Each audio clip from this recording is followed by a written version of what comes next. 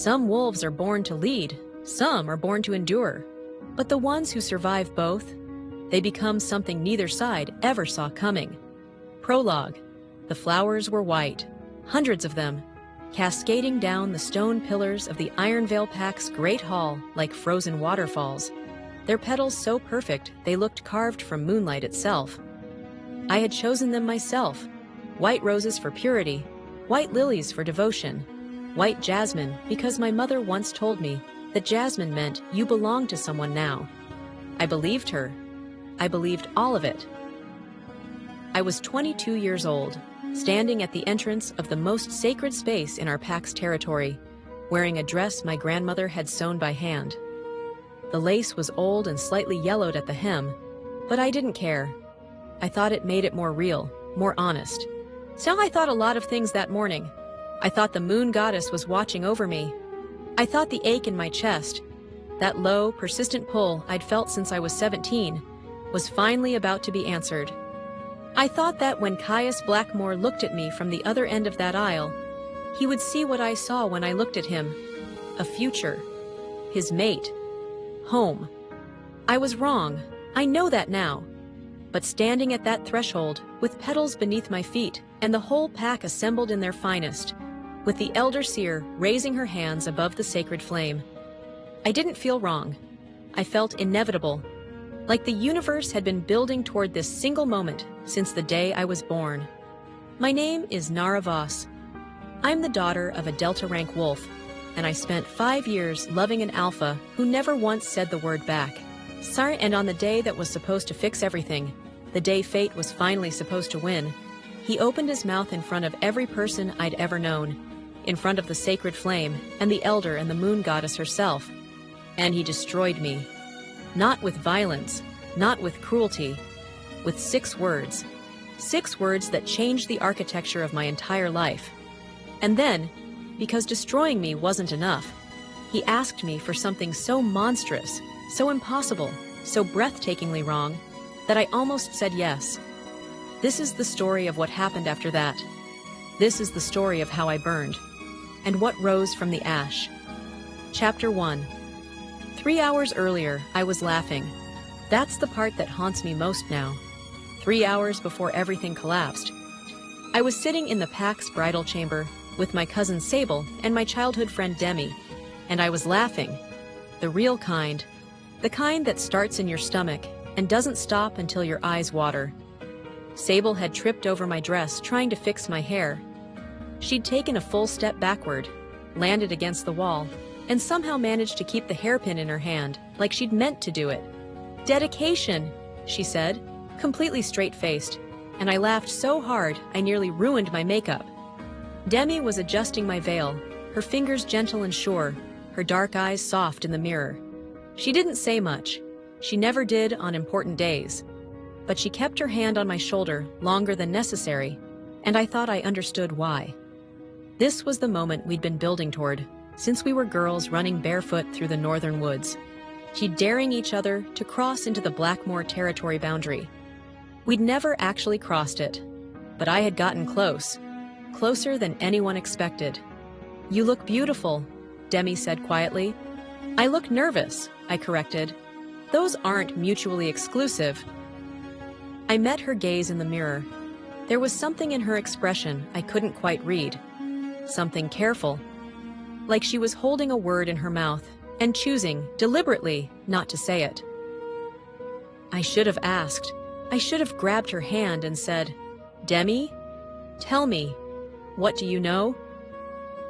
Instead, I looked away, smoothed my skirt, and told myself the flutter in my stomach was joy. The great hall smelled of burning cedar and wolf rose. It smelled of gathered bodies and ceremonial oil, the kind the elder anoints you with before bonding, slick and warm and ancient. It smelled like every pack gathering I'd attended since childhood, except sharper now, more concentrated, more real. I felt them before I saw them, the assembled pack, hundreds of wolves from every rank, filling the stone benches on both sides of the aisle. Their collective energy was a physical thing, a low hum vibrating through the floor, through my feet, up through my spine. Pack ceremonies do that. When wolves gather with intention, you feel it in your bones. I paused at the entrance. My father was supposed to walk me down the aisle. He had died 4 years ago, a patrol accident that the pack called honorable and I called unbearable. And so I had decided to walk alone, unbonded, unclaimed until the moment of claiming. I thought it was poetic. I thought a lot of things. I stepped forward. The crowd shifted, and I saw him. Caius Blackmore stood at the altar like he'd been born there, which, in a way, he had. He was the Iron Veil Pack's alpha, not by inheritance alone, but by strength, by will, by the kind of presence that makes every other person in a room feel slightly smaller. He was tall and dark and carved from something harder than ordinary men. His jaw was a clean line. His shoulders were the width of certainty itself, and he was looking at me. As I walked down that aisle, as the cedar smoke curled and the assembled wolves fell silent, he was looking at me with an expression I had never seen on his face before. Not in 5 years, not once. I thought it was emotion. I thought he was finally feeling what I'd been feeling. That tidal pull, that bone-deep recognition that comes when you find the person the moon goddess made to match your wolf. I walked faster. Stupid girl. Hopeful, stupid, beautiful, ruined girl. I reached the altar. The elder seer, Mira, raised her hands. She was ancient, her hair white as quartz, her eyes filmed with the particular gray of wolves who have seen too many seasons. She smelled of smoke and sage. She began the words. We gather at the sacred flame, before the eyes of the moon goddess and the witness of all pack, to bind what fate has chosen. I turned to face Caius. He was already looking at the elder, not at me. My wolf stirred, uneasy. He's nervous, I told her. Alpha wolves don't like being watched. She didn't believe me. That the bond spoken here is unbreakable, woven of moonlight and will, of blood and breath. Do you, Caius Blackmore, Alpha of the Iron Veil Pack, take this woman as your... Stop! His voice. One word. The flame flickered. See, the hall went absolutely, completely, catastrophically silent. I felt the silence before I understood it. Felt it land on my skin like ice water, spreading outward from where I stood, stealing the warmth from my hands, from my throat, from my chest. I looked at him. He was not looking at me. He was looking at the elder. I cannot complete this binding, he said. His voice was steady. That was the worst part. He sounded steady. Caius, the elder began. I reject this match. 4 words, not 6. I miscounted in the prologue, because when you are breaking apart, numbers stop meaning what they should. 4 words, and the world became a different place. I reject this match. He said them to the elder. He still wasn't looking at me. Look at her, someone whispered from the crowd. I don't know who. A voice I didn't recognize. At least look at her. He looked at me. And that was the 6 words. Not spoken, his eyes. His eyes said, I never wanted this. Not really. I stood at the altar in my grandmother's yellowed lace dress with white flowers cascading down stone pillars behind me and the sacred flame burning between us, and I understood. He had never been building toward this moment. I had. Alone. The elder's hands dropped. The flame sputtered. And from somewhere to my left, not from the front, not from the witnesses, but from a side entrance that had been, I now realized, quietly opened during the ceremony, a woman walked into the great hall. She was tall. She was impeccably dressed. She smelled of power and distance and something else, something expensive. She stopped when she reached the front row, and she did not look at me. She looked only at Caius, and the expression on her face was calm and certain and waiting, like she had been expecting to walk into this room, like she had always known she would. This ceremony is concluded, Caius said. He turned. He walked toward her, and I stood at the altar, alone, still holding the flowers. I don't remember dropping them. I don't remember the crowd parting. I don't remember walking out, though someone later told me I walked, didn't run, Didn't collapse, just walked, straight and silent, back down the aisle I had come down 60 seconds earlier. 60 seconds. That's all it took. I remember the cold air when I pushed through the outer doors. I remember the stone steps beneath my heeled shoes, a sound like a clock or a countdown or something ending. I remember Sable's hands catching my arm somewhere in the courtyard. I remember Demi's voice, sharp, urgent, but not the words. I remember looking down at my hands and thinking, the jasmine is gone. My mother had said jasmine meant you belong to someone now.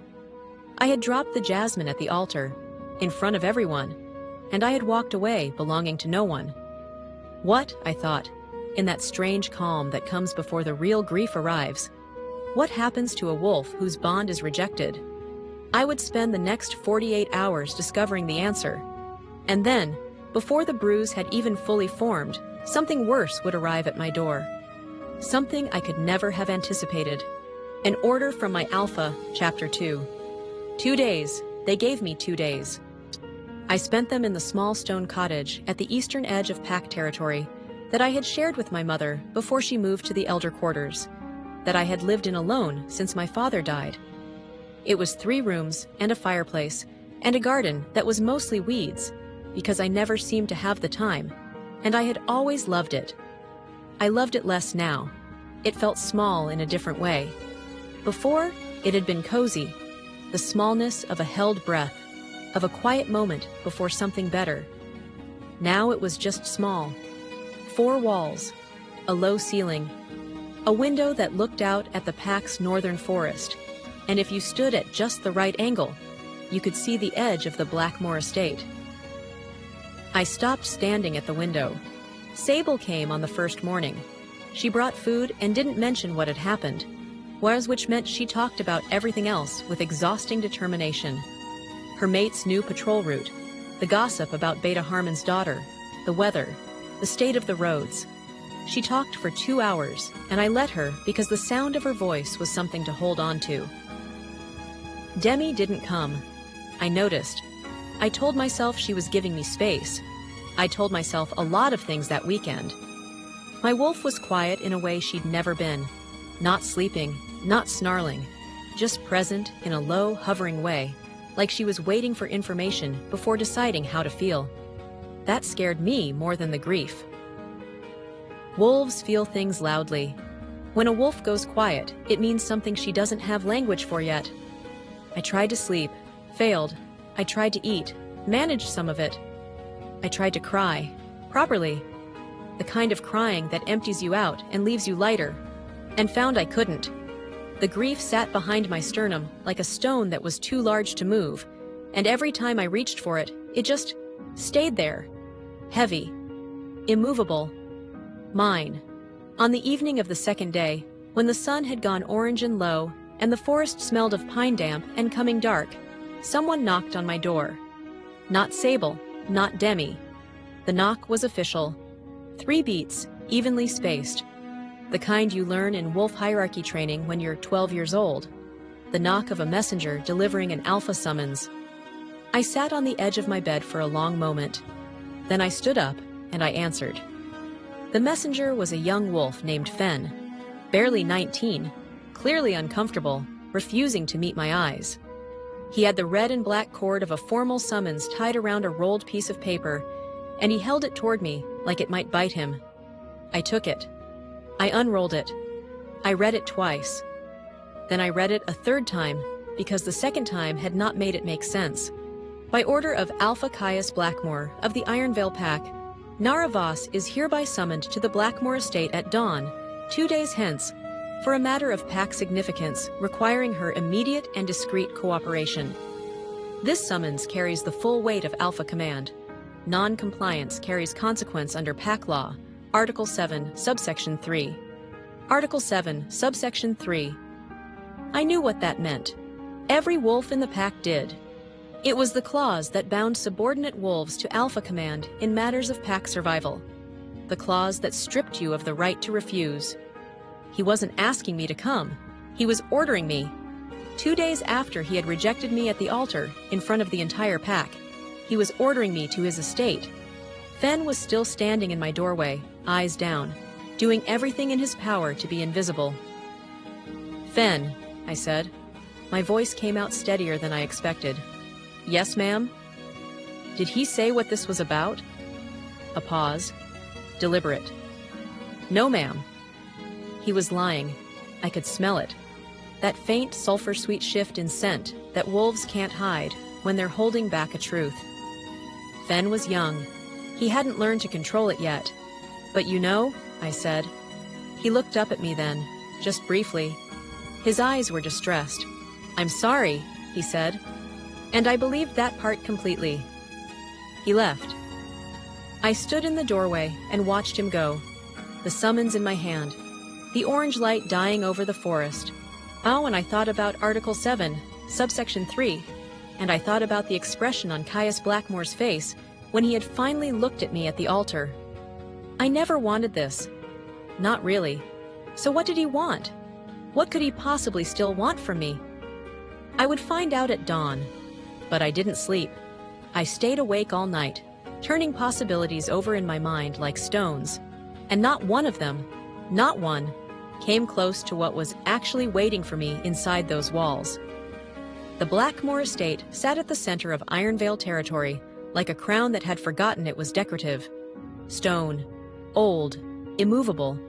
I had been inside twice before, once for a formal pack dinner when I was 17, once when Caius had, in what felt like another lifetime, asked to see me privately. That second time, I had walked through its corridors with my heart in my throat, certain something was beginning, something had been, just not what I thought. The guard at the gate let me through without speaking. Another bad sign. Wolves at the estate were trained to be hospitable to guests. Silence meant I wasn't being received as a guest. I was being received as a problem, or a resource, or both. The interior of the estate smelled of wood polish and old stone, and that particular scent that was uniquely him. Dark cedar and cold water, and something underneath that I had no proper name for. Something that my wolf had always responded to before I could stop her. She responded now, even after what he'd done. She leaned toward it like a flower leaning toward a window.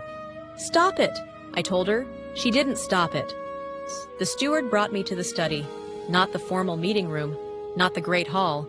The study, which meant this was off record. Private. Something that the pack wasn't meant to witness or know about. I stood in the center of the room. He came in behind me. I heard him before I turned, the particular cadence of his footsteps, unhurried and certain. Alpha wolves walk like they own the floor beneath them. It's not arrogance, it's just fact. He closed the door. I turned. He looked the same. Of course he did. He'd had 2 days to feel nothing while I'd had 2 days to fall apart. And the unfairness of that was a physical thing in my chest, hot and sharp. But I didn't say that. I kept my face smooth. "Alpha," I said. The formal address. The distance I was going to maintain. He studied me for a long moment. Something moved behind his eyes, gone before I could catch it. "Nara," he said. "Sit down. I'll stand." A beat. "All right." He crossed to the window, stood with his back to me for a moment, looking out at the pale dawn light catching the stone walls of the courtyard. His hands were at his sides. "What I'm about to ask you," he said, "isn't something I ask lightly." "You could start with an apology," I said, "before you ask anything at all." He was quiet. "2 days ago," I began. "I know what happened 2 days ago." "Do you?" My voice was steady.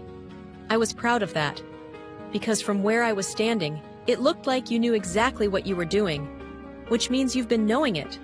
For how long, Caius? How long did you know you were going to do that? He turned from the window. He looked at me. And the expression on his face was not the blankness I expected. It was something older, something heavier. Guilt, I realized, and something else that I couldn't name yet. "Long enough," he said quietly. The words hit me like a slap. I breathed. I breathed again. "Then why?" "Because I had no choice. Everyone has. Not Alpha's. His voice dropped, low and certain. Not when the choice concerns the survival of the pack. I stared at him. What are you talking about? He was quiet for another long moment. He was building toward something. I could feel it the way you feel a storm, before the rain, before the thunder. Just the pressure in the air, the stillness that means something enormous is coming. The woman who came to the ceremony, he said. The one you walked toward after you destroyed me in front of everyone? Yes. I remember her. Her name is Celestine Varric. He paused. Alpha Varric's daughter. I knew that name. Everyone in the Northern Territories knew that name. Varric's pack, the Ashcroft, were 3 times the size of Ironvale. They held the mountain passes, the river trade routes, the Northern Alliance. If Ironvale was a crown that had forgotten it was decorative, Ashcroft was the throne beneath it. I felt something cold beginning to settle into my stomach. A political match, I said slowly. An alliance that will protect Ironvale from what's coming from the Eastern Packs. Yes. And you couldn't have told me this before you publicly humiliated me? The negotiation wasn't finalized until the night before. Caius! I know. He said it quietly. I know. The silence between us was a living thing. I looked at him, really looked at him, and I searched his face for something I could hold on to, some piece of the person I had believed I knew, and I found something. Something small and damaged and real. And then I made myself stop looking. Because what he had done did not become acceptable because he looked sorry. You said you needed something from me, I said. Under Article 7, which means I don't have a choice about hearing it. I straightened my spine. So say it. He turned back to the window. Celestine cannot carry children. The sentence landed in the room like a stone dropped from a great height. I didn't move. I didn't speak. She was injured as a girl, a challenge gone wrong. Her wolf was forced to shift before she was ready, and something was damaged. The healers say it's permanent. He stopped. Alpha Varric knows. It's part of the negotiation, a condition. Ironvale must produce an heir within 2 years of the bonding. An alpha heir. Or the alliance dissolves, and Ironvale loses the protection of the Ashcroft. I was still not speaking. Celestine has agreed to the arrangement. What arrangement? My voice came out strange, hollow. He turned from the window. He looked at me, and I knew. Before he said it, before the words formed, I knew, because my wolf knew. She had known the moment he walked into this room. She had known before I did, which was why she had leaned toward his scent even when I told her to stop, because we were still connected, because the rejection had not broken the bond. It had never broken the bond. Caius! My voice came out wrong. Don't! Nara, don't say it. I need you to... Don't! He said it anyway. I need you to carry my heir. The cedar smoke in the room, his voice saying things that couldn't be real. And beneath everything, beneath the horror, beneath the humiliation, my wolf, pressing forward, whispering something I refused to hear. Chapter 3. I left. That's what I did. Not because I had permission. I did not have permission. Article 7 still hung over my head like a blade. But because if I stood in that room for 1 more second, something inside me was going to crack in a way that could not be repaired in front of him. I would not give him that. I walked out of the study, through the stone corridor, past the guard at the gate, and back across the pack territory, and I did not look back once. It took 16 minutes, I counted. 16 minutes of cold morning air and pine-damp ground, and the sound of my own footsteps, and my wolf screaming at me to turn around, to go back, to press her nose against his chest, and breathe him in because we had been building toward him for 5 years, and the instinct to claim is not something you switch off with your rational mind. Stop, I said out loud, to myself, to her, to the pine trees. She didn't stop, but she went quieter. I shut my cottage door behind me and stood with my back against it and pressed my palms flat against the wood and breathed. 1, 2, 3. What just happened? My brain tried to organize it, to create a sequence that made sense. He rejected me. Publicly. Ceremonially. He is bonding with Celestine Varric for the Alliance. Celestine cannot bear children. He needs an heir within 2 years. And he wants me to carry his child. Not as his mate, not as his Luna, not as anything with a name or a rank or a title. As a, what? A surrogate? A vessel? A subordinate wolf performing a biological function for a man who had thrown her away in front of everyone she knew? My hands were shaking. I looked at them, surprised. They'd been steady in his office. They were shaking now, in private, where no one could see. I sat down on the floor. Not on the bed, not on a chair. The floor. And I stayed there. An hour passed, maybe more. The sun climbed and the cottage warmed, and my wolf stopped screaming and settled into that low, watchful hum she'd had for 2 days. And I sat on the floor of my kitchen and tried to think. Why hadn't the bond broken? That was the question underneath everything. Sampak law was clear. A formal rejection at the sacred flame, spoken before the elder and the pack, severed the mate bond. Not immediately, not without pain, but severed. Over time. Like a thread that gets cut and slowly unravels until both wolves are free. I should have felt it start to unravel. I hadn't. My wolf still angled toward him. His scent still hit me like recognition, like coming home, like the specific relief of finding something you'd given up on finding. The pull was identical to what it had been 3 days ago, and I had spent enough time studying pack lore to know what that meant. Either the rejection hadn't worked, or he hadn't truly rejected me. And if he hadn't truly rejected me, if some part of him had held back when he spoke those words, then the bond was still forming, still growing, invisible to everyone, maybe even to him, but there, woven through both of us like a root system neither of us had planted. Why? Why would he? The knock at my door was different this time. Not official, not measured, urgent. I stood, crossed to the door, opened it. Demi. She looked like she hadn't slept. Her dark eyes were rimmed with shadow, and her hands were gripping each other in front of her. And when she saw my face, something in her expression broke open. "I'm so sorry," she said. "You knew," I said. Not a question. A pause. Small. Devastating. "I found out 2 days before the ceremony." "Demi?" "I didn't know how to tell you." Her voice cracked. I kept trying to find the words, and there were no words, and I kept thinking maybe it wasn't real, maybe I'd misunderstood. "What did you hear?" I stepped back from the door. Let her in. "Tell me everything."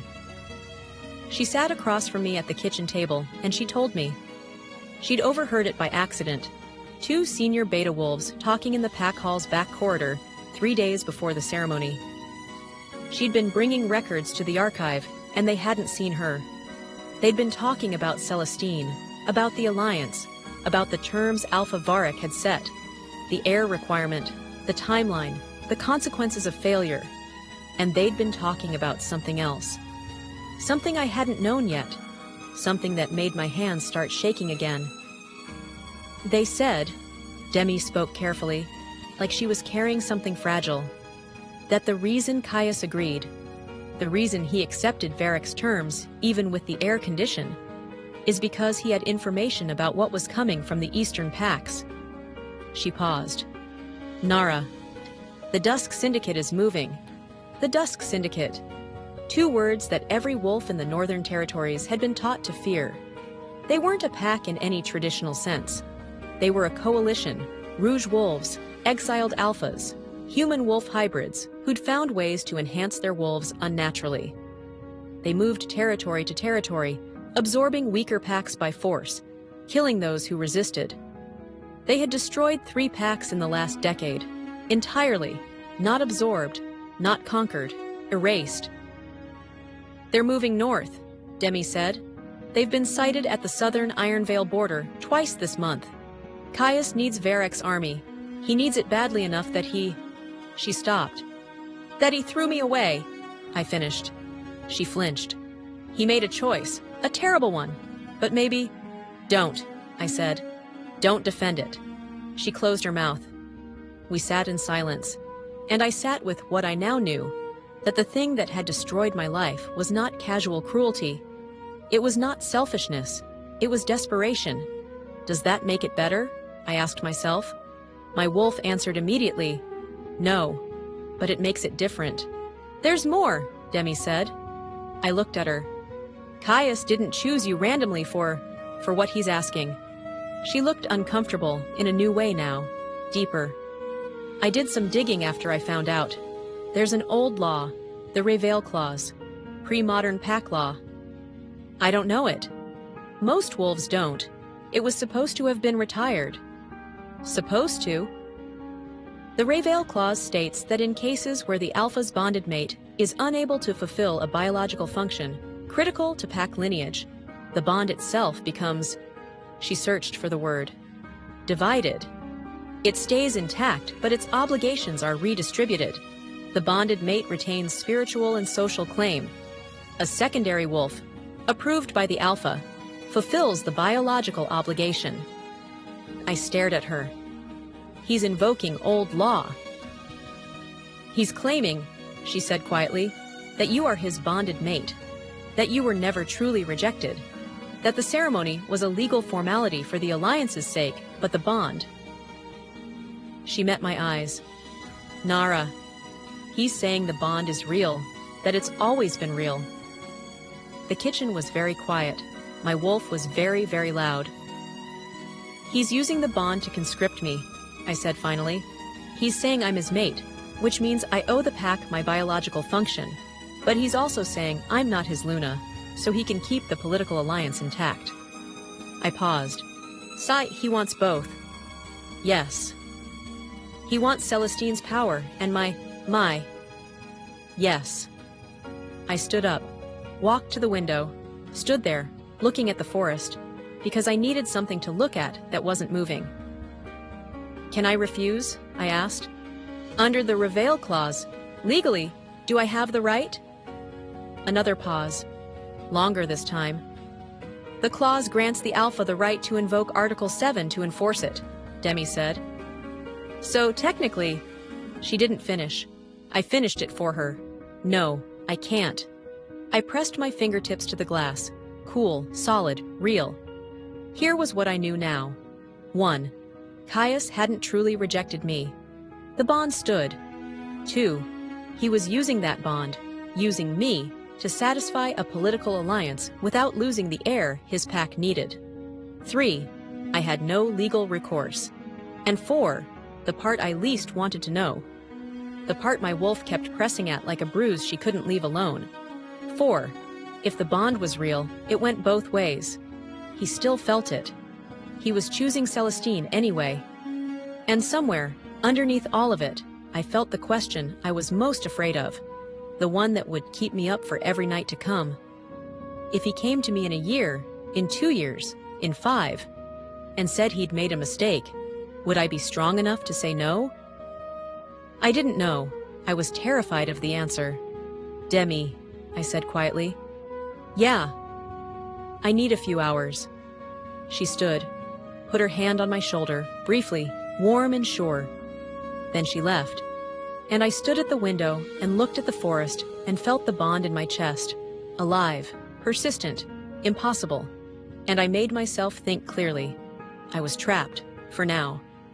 But traps have edges, and edges, see if you press the right one hard enough, become doors. I just had to find it. And I had to do it before dawn came again, and I was forced to walk back into his estate and give him an answer. Whatever answer I chose, it would change everything. The bond pulled. The bond always pulled.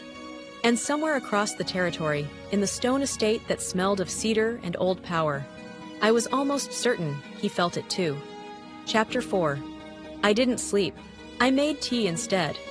I made it 3 times, let all 3 cups go cold, and sat at my kitchen table with a blank piece of paper and a pen and the particular kind of clarity that comes when you've been awake long enough that your fear starts to quiet, and what's left underneath is something harder, something useful.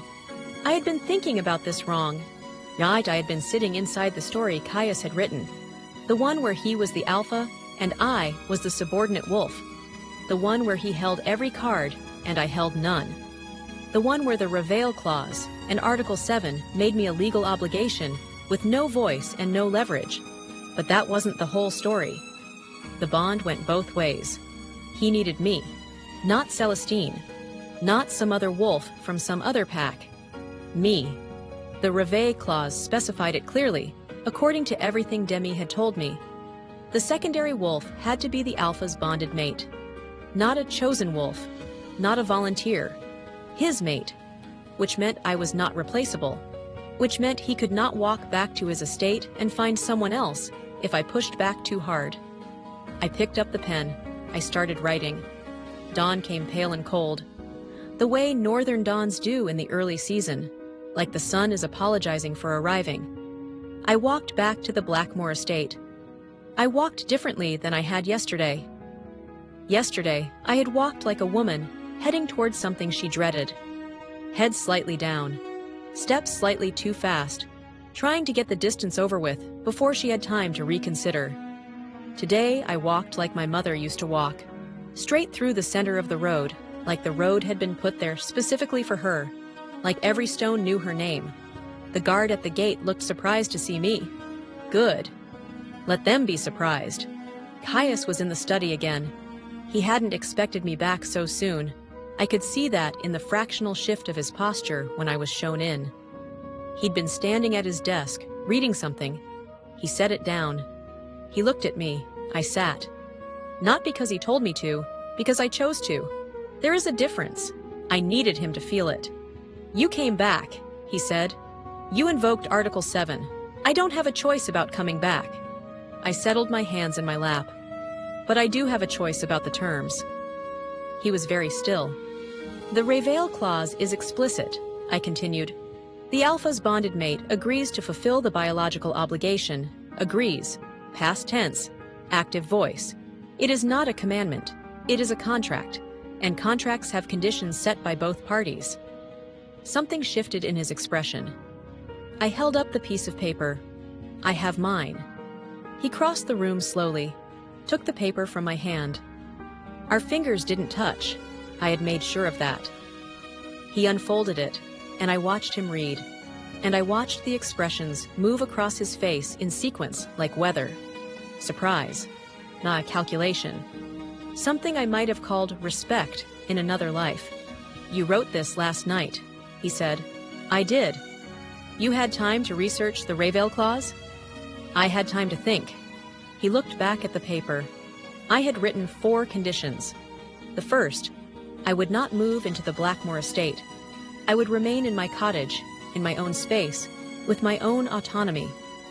The arrangement would be conducted on my terms of comfort, not his terms of convenience. The second, my rank within the pack would not diminish. The public narrative, whatever story the pack was told about my situation, would not include the words surrogate, vessel, or any language that stripped me of personhood. I was Nara Voss. I remained Nara Voss. The third, any child born of this arrangement would know me, not as a secret, not as a footnote, as their mother. I would have access. I would have presence. I would not be erased from the story of my own child's life. And the fourth was the one that made him stop reading and look up at me with something I had never seen on his face before. Something raw. Something almost frightened. The fourth condition, if at any point during this arrangement, Caius Blackmore came to me and spoke the words of true rejection, the full, formal, irrevocable rejection that would actually sever the bond, the arrangement would be null. No heir claim, no pack obligation, I would walk free. But if he chose not to speak those words, if he continued to allow the bond to stand, then he acknowledged in writing that the bond was real. And real bonds have real obligations, on both sides. You're asking me to admit the rejection was false. he said quietly. I'm asking you to admit what's already true. I met his gaze. We both know the words you said at the altar didn't take. I don't know if you held something back deliberately or if your wolf overrode you, but the bond stands. It has stood for 2 days while you tried to pretend it didn't. I paused. Sign my conditions or speak the true rejection. Those are your options. Silence. The study smelled of cedar and old wood and him, and my wolf pressed forward against my control like she was leaning through a doorway, and I held her back, barely. And if I reject you truly? He asked, low, careful. If I say the words? Then you lose me, you lose the claws, you lose the air, and you lose the alliance. I held his gaze. And you'll have done it twice. His jaw tightened. I watched the muscle in it jump. You've thought about this, he said. I had all night. Another silence. Longer. I felt his wolf, the alpha presence that radiated from him like heat from stone, press against my senses, and I sat inside it and did not move and did not yield, and I was shaking somewhere deep inside, in a place he couldn't see. He picked up the pen from his desk. He signed. I walked back to my cottage with his signature on my conditions, and the morning sun finally warming the stones, and I stopped halfway down the eastern path and stood in the light for a moment and let myself feel it. Not triumph, not relief. Something more complicated. Something that tasted like power with grief underneath it. I had won a negotiation. I had bought myself protection. And I had also, in signing that paper, stepped into something I could not unstep from. I was going to carry Caius Blackmore's child. I was going to do it while he stood at an altar with another woman. And somehow, through all of it, I had to survive with my soul intact. Can you do this? I asked my wolf. She was quiet for a long moment. Then she said, not in words. Wolves don't use words. But in the particular feeling that moves through your chest when your animal self speaks her truth. We do what we must, but we don't do it small. I breathed. No, I agreed. We don't. I walked home. What I didn't know, what I couldn't have known standing in that morning light, was that I had missed something. Something in the study. A document on Caius's desk that he had set face down when I walked in. A document I hadn't seen because I'd been too focused on the paper in my own hand. A document with the Varick seal at the top and a name at the bottom I would have recognized immediately. A name that would have changed everything I'd just decided. I didn't see it, not yet, but I would. Chapter 5. Celestine Varick arrived at the pack 3 days later. Not quietly. Nothing about Celestine was quiet. She came with a convoy of 4 black vehicles, 12 wolves in Ashcroft silver livery, and luggage enough to suggest she was not arriving for a visit, but for a permanent installation. The pack gathered to watch, not officially, not summoned, but wolves always know when something significant is happening, and they drifted to the estate road the way water drifts to low ground. I watched from the tree line. I told myself I was just passing by. I was not just passing by. For she stepped out of the first vehicle, and the morning light found her like it had been waiting. Celestine was beautiful in the way of things designed to be noticed, deliberate and architectural. Tall and pale-skinned with dark hair swept back from a face of such clean symmetry that it looked sculpted. She wore a deep burgundy coat that hit below the knee, and she moved through the gathered wolves with the ease of someone who had never once doubted her right to move through a room. She smelled of Ashcroft, Pine Mountain, and cold metal, and power. Beneath that, something floral, something applied. Not her true scent. A layer. Wolves notice layering. It means something is being covered. Caius met her at the estate entrance. I watched him greet her, formal, correct, his hand at her elbow, a slight bow of the head that acknowledged her rank without diminishing his own. She said something, and he responded, and she smiled. The smile was beautiful. It didn't reach her eyes. I filed that away. I should have left then. I stayed. Because 3 minutes after Celestine entered the estate, One of her silver-liveried wolves separated from the group and walked directly toward the tree line, directly toward me. I was half hidden by a stand of birch trees. There was no reason, none, for this wolf to know I was there, unless he'd been watching for me. He stopped 4 feet away, young, early 20s, broad, impassive. "Miss Voss," he said. "You have the wrong person," I said. "Miss Voss?" He repeated it, dry. "Luna Celestine requests a private meeting. Today, 2 o'clock. The east garden of the estate." I looked at him. "The east garden," I said, "where no one from the main house can see from the windows." He didn't blink. 2 o'clock, he said again. Then he turned and walked back to the convoy. I stood in the birch trees for a long moment. My wolf was alert. Not afraid, alert. The difference matters. Fear makes you retreat. Alertness makes you prepare. "Fine," I said softly to myself. 2 o'clock. The east garden was old, the oldest part of the estate grounds, planted generations before the house was even built. Stone paths worn smooth by centuries of wolf footsteps.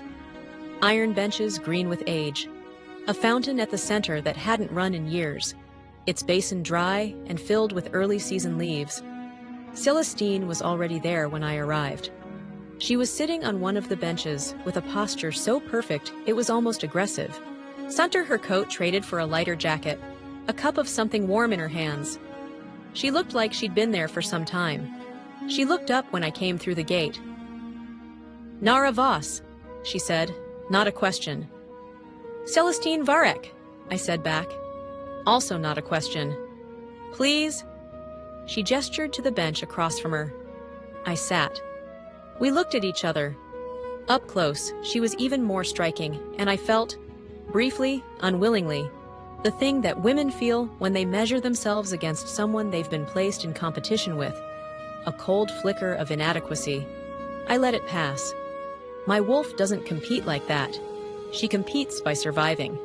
"I'll be direct," Celestine said. Her voice was even and precise, with the faint accent of the mountain territories. "I know about the arrangement." "I assumed you did. It requires your consent." "It does." She took a small sip from her cup. Her eyes stayed on mine. I gave it. "Why?" She blinked slightly. She hadn't expected the direct question. "Because I want the alliance," she said, "and I want to give my future mate a pack that has a future. An heir accomplishes both." "You're very calm about it." "Should I not be?" "Most women," I said carefully, "would find it difficult, having another woman carry their mate's child." Something moved across her face. There and gone. "He isn't my mate yet," she said. "The bonding ceremony is in 3 weeks." She paused. "And I understand the distinction between function and feeling." Function and feeling. An interesting way to put it. "What did you want to meet about?" I asked. She set down her cup. She looked at me with those calm, architectural eyes. And I felt, again, that thing behind her gaze. Something not visible, something being managed. "I wanted to see you," she said simply. "Why?" "Because you were supposed to bond with him before I arrived." She paused. "And the bond didn't break." My spine went rigid. She knew. "That's not..." I started. "I can smell it," she said quietly. "I'm Varek's daughter. I was raised to read wolves. The bond between you is still live." She tilted her head slightly. "Which means you are a complication." "I'm aware of what I am," I said flatly. "Are you?" She leaned forward slightly, not aggressively, curiously, like I was a document she was reading carefully. "Because what I see is a woman who has agreed to an arrangement that gives her almost nothing when she is holding something that is worth considerably more." I was very still. "The bond," I said. "A live mate bond with an alpha is not a small thing." She held my gaze. "You could use that, Nara. You could demand much more than you did." "How do you know what I demanded?" She smiled. Beautiful, precise, still not reaching the eyes. I read the signed conditions this morning. Caius keeps things on his desk in plain view. He's very trusting that way. A pause. Or perhaps he wanted me to see. I filed that away too. Was he? Had he left the conditions out deliberately for her to find? Why? Why are you telling me this? I asked. She was quiet for a moment. She looked past me, at the dry fountain, at the iron benches, at the old stone path worn smooth by centuries of wolves who had walked here before us. Because, she said finally, I'm about to marry a man who is bonded to someone else. And I find I prefer to know what I am walking into rather than be surprised by it later. She met my eyes again. I am not your enemy, Neravos. I am simply the woman who arrived after the damage was already done. I looked at her for a long moment. I thought about the document on Caius's desk that I hadn't seen. I thought about the name on it that I still didn't know. I thought about the way she had said function and feeling, like she had learned that distinction the hard way, long before this pack, long before this alliance. What's your story? I asked. She blinked, the first real surprise I'd seen from her. Sorry? You're Varek's daughter. You arrived here to be Luna of a mid-sized pack instead of staying in Ashcroft, which is 3 times the size, 3 times the power. You agreed to an arrangement that most women would refuse. I paused. Why? The beautiful smile faded. What replaced it was more interesting. Not raw. She was too controlled for raw, but real. A small, tired truth surfacing briefly before it could be managed back down. Because Ashcroft is my father's, she said quietly, and I have been my father's daughter for 26 years. A pause. I want something that is mine. The garden was very quiet. I understood her. I did not trust her. Both could be true. I should go, I said. Yes. She picked up her cup again. The armor went back up, smooth, deliberate. One more thing, I paused. The document on Caius's desk, she said. The one with the Varek seal. I turned to face her fully. You should ask him what's in it, she said. Before the bonding ceremony. Before the arrangement moves forward. She met my eyes one final time, and behind the beauty and the control, there was something I hadn't expected. Warning. Ask him, she said, about the addendum. I walked back across the territory faster than I'd come. The addendum, a document I hadn't seen, a condition I didn't know about. Something Caius had not told me. Something Celestine had just told me to ask him about. Why would she do that? Was she trying to help me? Or was she setting something in motion that would serve a purpose I couldn't see yet? Or both, my wolf offered. Yes, or both. I needed to talk to him. I needed to see the document. And I needed to do it today, before whatever was in that addendum became something I couldn't undo. I reached the estate gate, and before I could speak to the guard, the door opened from the inside. Caius stood there. He had been coming out. We stopped 4 feet apart, the gate between us, and I looked at his face, and he looked at mine. And the bond, that damned living bond, surged between us like a struck bell, sudden and resonant, and impossible to ignore. He felt it too. I could see it. The fractional tension in his jaw, the way his eyes sharpened. I need to see the addendum, I said. His face went very still. Celestine told you, he said, not a question. Show me, I said. Now. He held my gaze for a long moment. Then he stepped back from the gate, and I walked through. Chapter 6. The document was still on his desk, face up now. Either he had turned it over after I left 2 days ago, or someone else had. I noted that without speaking, filed it. He closed the study door, stood with his back to it for a moment, and I recognized the posture. It was the posture of a man who was deciding how to begin, how to frame something, how to control the landing of a thing he knew was going to land badly. Don't arrange it, I said. Just say it. He crossed to the desk. He picked up the document. He held it out. I took it. The Varek seal was embossed at the top in silver dark ink. A mountain with 2 moons above it. The Ashcroft sigil. Beneath it, the alliance agreement in formal pack language, dense and precise. I skipped the sections I'd already inferred. The territorial protections, the military commitments, the trade agreements. I found the air clause, read it, confirmed what Demi had told me. Then I found the addendum. It was a single page, added after the main agreement. Shorter, personal, and at the bottom, 2 signatures. Caius Blackmore, not and his beta, not Celestine, not Varek, just Caius and his beta, Ren, signing a private clause that had not been part of the original negotiations. I read it. Once. Twice. I set it down on the desk. I looked at the window.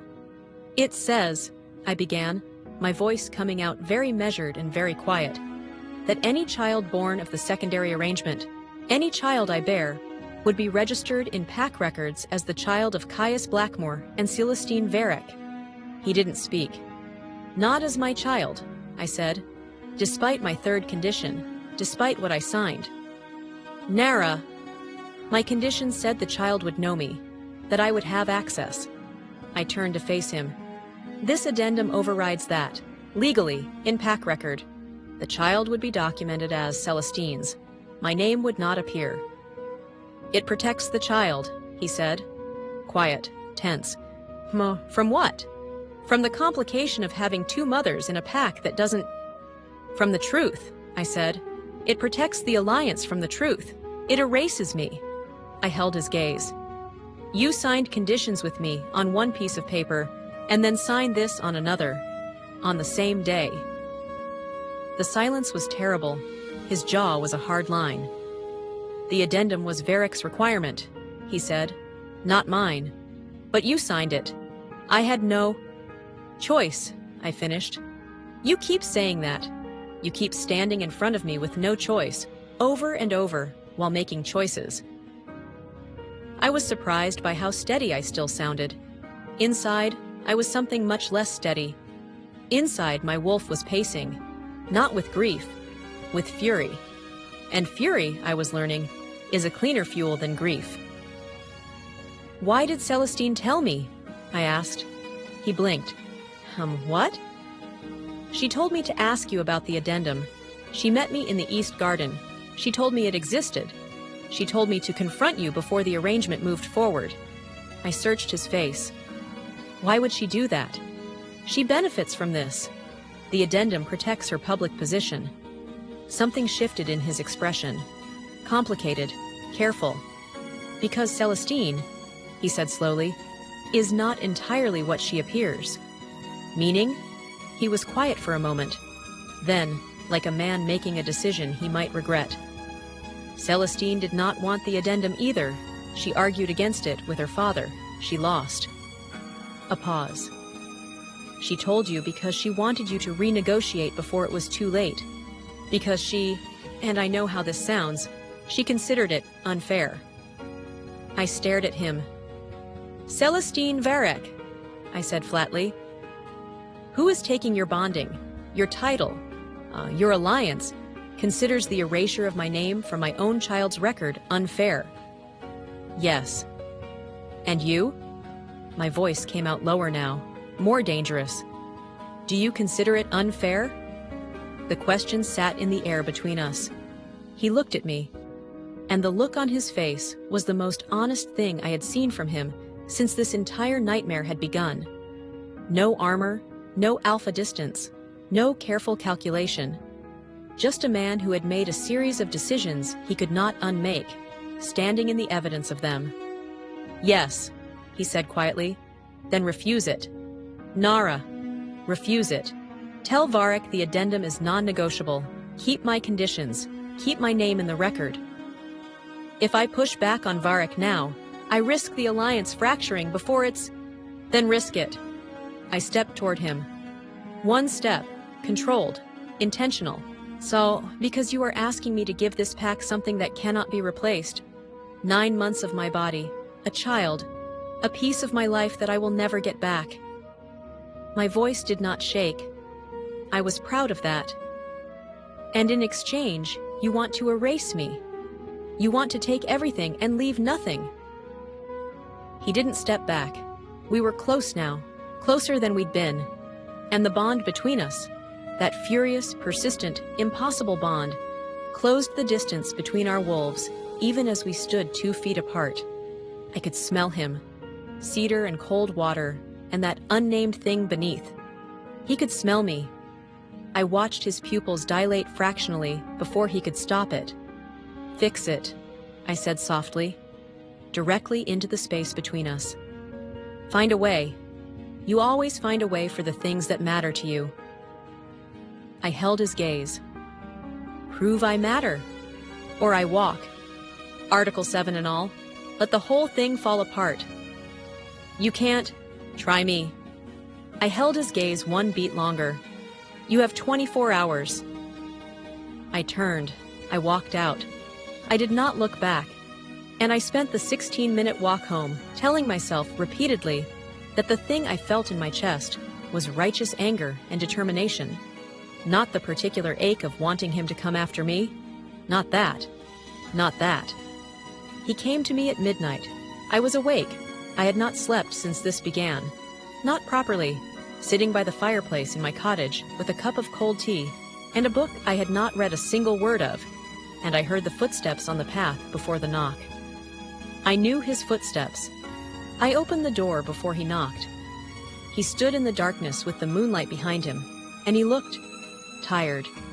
For the first time, truly tired. The alpha certainty stripped down. Just a man who had been fighting too many battles on too many fronts for too long. "Varek agreed," he said. I stared at him. I told him the addendum was non-negotiable, that without it, I'd dissolve the air clause entirely, that I'd find another solution for the pack. He met my eyes. He backed down. I could not speak for a moment. "Your name stays in the record," he said. "Your conditions stand, all 4. Something broke open in my chest, not breaking like destruction, but like a fist unclenching, slowly, painfully. "Thank you," I said, because I was raised to acknowledge what was right, even from people who had done me wrong. He nodded. He stood in the doorway. He didn't leave. "Caius," I said. "I know," he said. "We can't keep standing in doorways talking." "I know that too." "We need ground rules, not just signed conditions, actual boundaries." "Yes."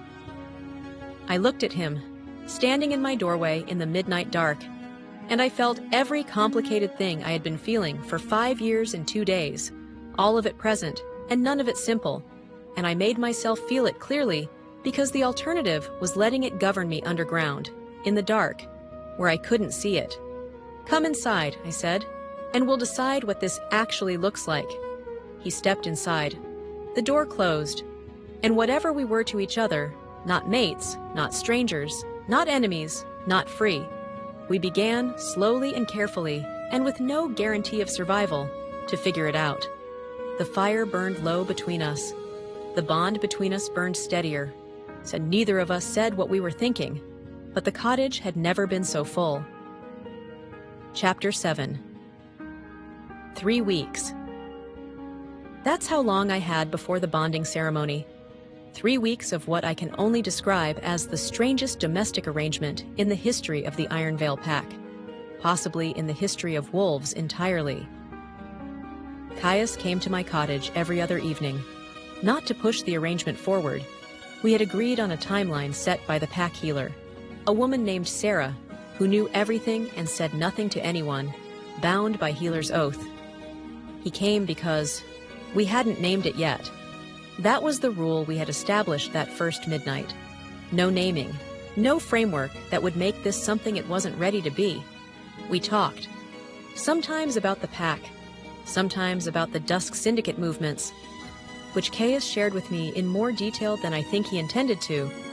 The sightings at the southern border, the reports coming in from allied packs to the east, the particular pattern of their movement that his war council found troubling.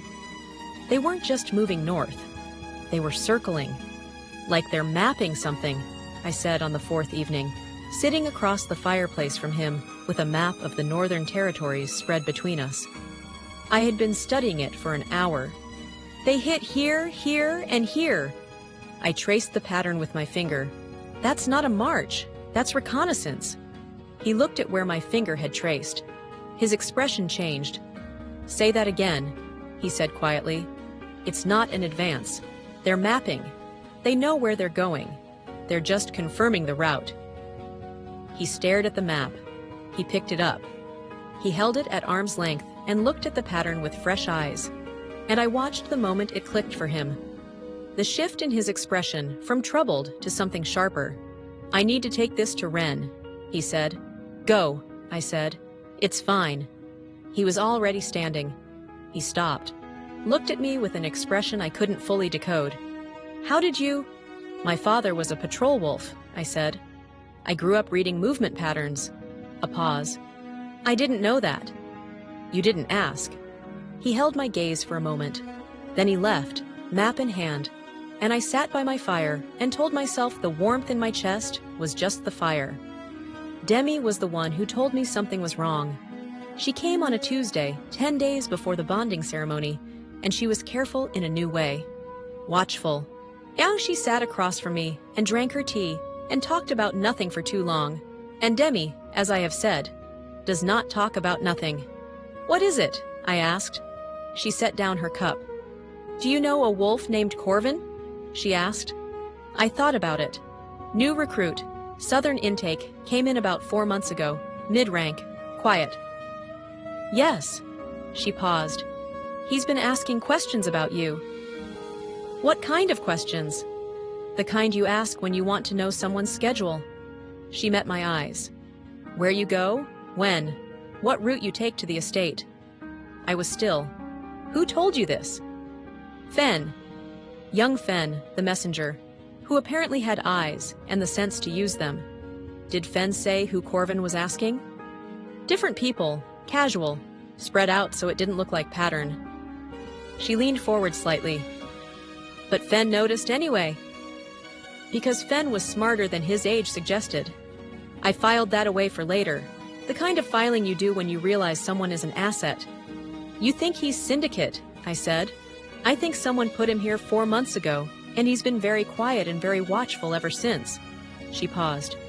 And I think the timing, the syndicate movements at the border, their reconnaissance pattern. They have someone inside, I said. The words landed in the cottage like cold water. We looked at each other. How many people have you told about this? I asked. Just you. Good, I stood. Don't tell anyone else yet, not until I talk to Caius. Nara, I know what it looks like, me running to him with information. But this isn't... I stopped, organized my words. This is a pack security issue. If there's a syndicate plant inside our walls, he needs to know before the bonding ceremony, before Celestine's convoy and her wolves, and all of Varek's representatives are on our territory.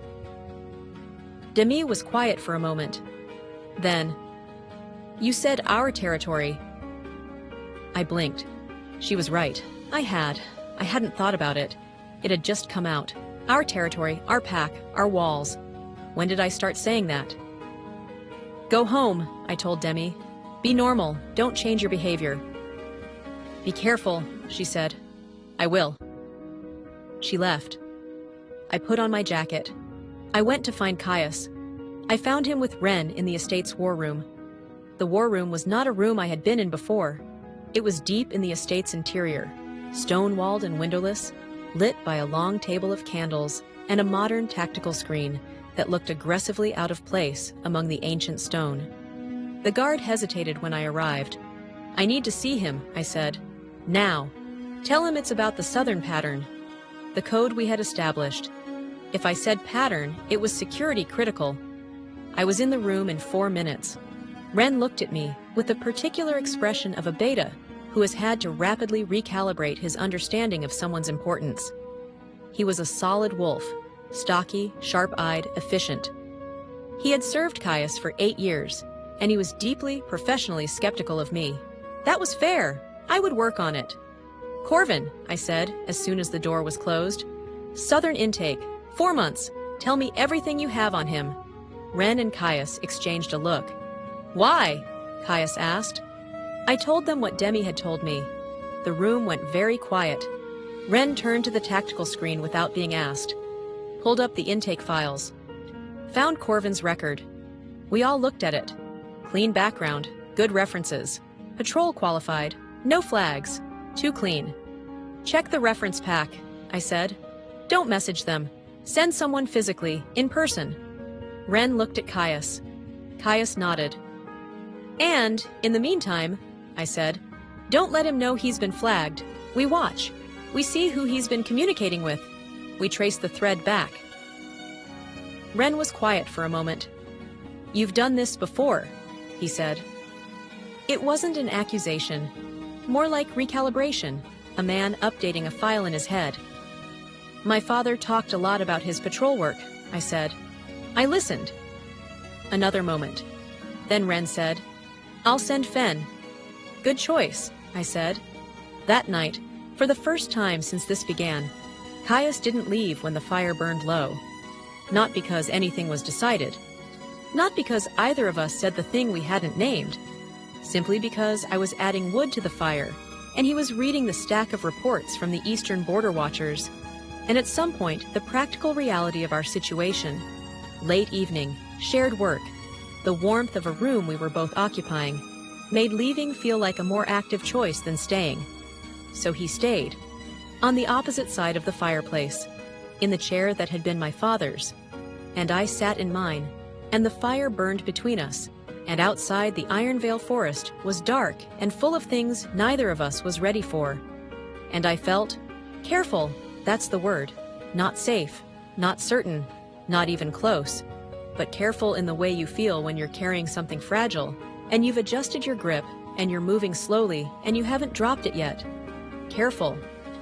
And the bond between us breathed steadily, all night, like something that had been waiting a long time to finally rest. What I didn't know, 40 miles south, at the Ironvale border, 3 Dusk Syndicate wolves had crossed. They weren't attacking. They were delivering something, a message, addressed specifically to someone inside the pack, someone whose name I would recognize, someone I had trusted completely. Chapter 8. The bonding ceremony was held on a Saturday. Pack ceremonies always happen on Saturdays, the day the moon goddess is said to pay closest attention. I had always found that comforting before. I found it unbearable now. I did not attend. This was not avoidance. It was agreed. Caius and I had discussed it in the careful, measured way we discussed everything now, across the fireplace with the map between us. My presence would complicate the optics. The pack was already managing enough uncertainty. Better that I was simply elsewhere. So I was elsewhere. I was in the northern meadow, 2 miles from the estate, where the pack's old stone altar to the moon goddess stood on a rise overlooking the valley. Not the great hall altar. This one was older, pre-settlement, a flat slab of granite worn smooth by rain and centuries of wolves pressing their palms to it. I went there because I needed somewhere to put my hands that wouldn't break. I pressed both palms to the stone. The stone was cold, the sun was high, and at 10 minutes past noon, I felt it. I had not expected to feel it. That was the cruelty of it. I had prepared for the grief, for the abstract knowledge that at this moment, in the Great Hall, Caius Blackmore was speaking binding words to another woman. I had prepared for that, the way you prepare for a wound you can see coming. Tighten everything, breathe deep, let it land. I had not prepared for the bond. When the bonding ceremony words were spoken, when Caius said whatever he said to Celestine before the Elder and the Flame, I felt it. Not breaking, straining, like a cord pulled in 2 directions at once, still intact, still taut, still present, but stretched, distorted. The bond didn't snap and it didn't transfer. It just groaned, like a living thing being asked to hold more weight than it was designed for. My wolf made a sound I had never heard from her. Not a howl, not a whimper. Something in between. Something that didn't have a word. I pressed my palms harder to the stone and I breathed through it. 1 breath, Satu breath, 3. And I told myself this was survivable. This was temporary. This was a thing I had agreed to with my eyes open, and I did not have the right to fall apart on a hillside over a choice I had made. I breathed. The straining peaked.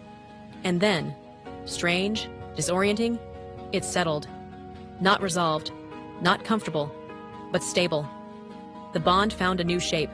Still there, still his, still mine, still ours, my wolf said quietly. And that, somehow, was the worst part. The celebration lasted until midnight. I know because I could hear it, distantly, carried on the wind from the estate grounds. The drums and voices of pack celebration, the particular wild joy of wolves gathered for something ceremonial. I had attended a dozen of them. I had loved them once.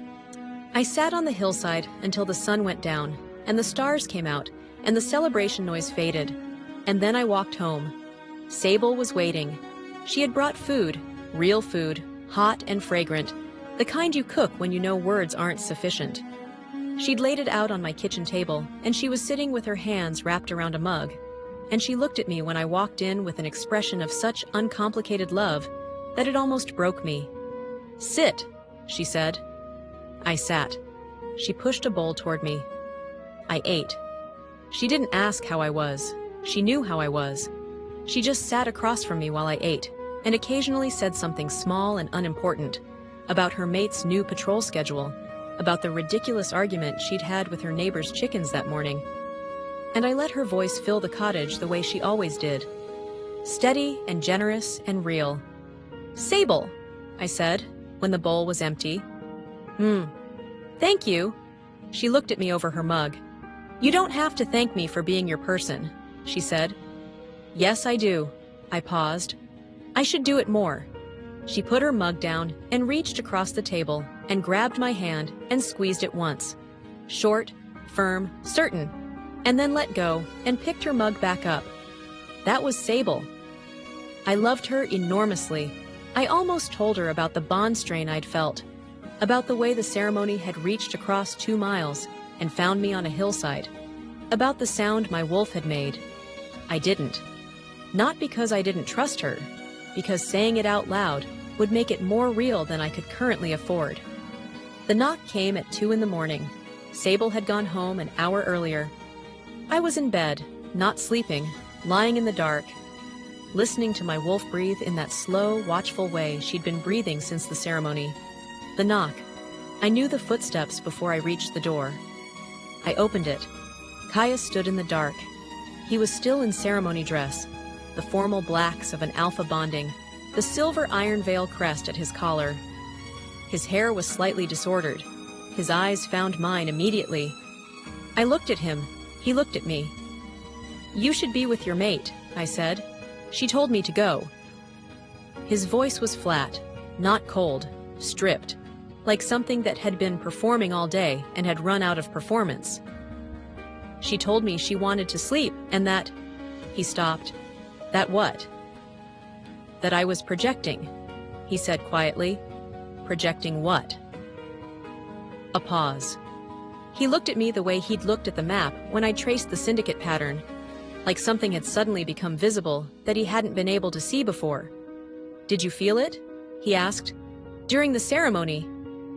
I held his gaze. "I don't know what you mean," I said carefully. "Yes, you do." "Caius." I was standing in front of the elder saying the words, and I felt... He stopped, jaw tight.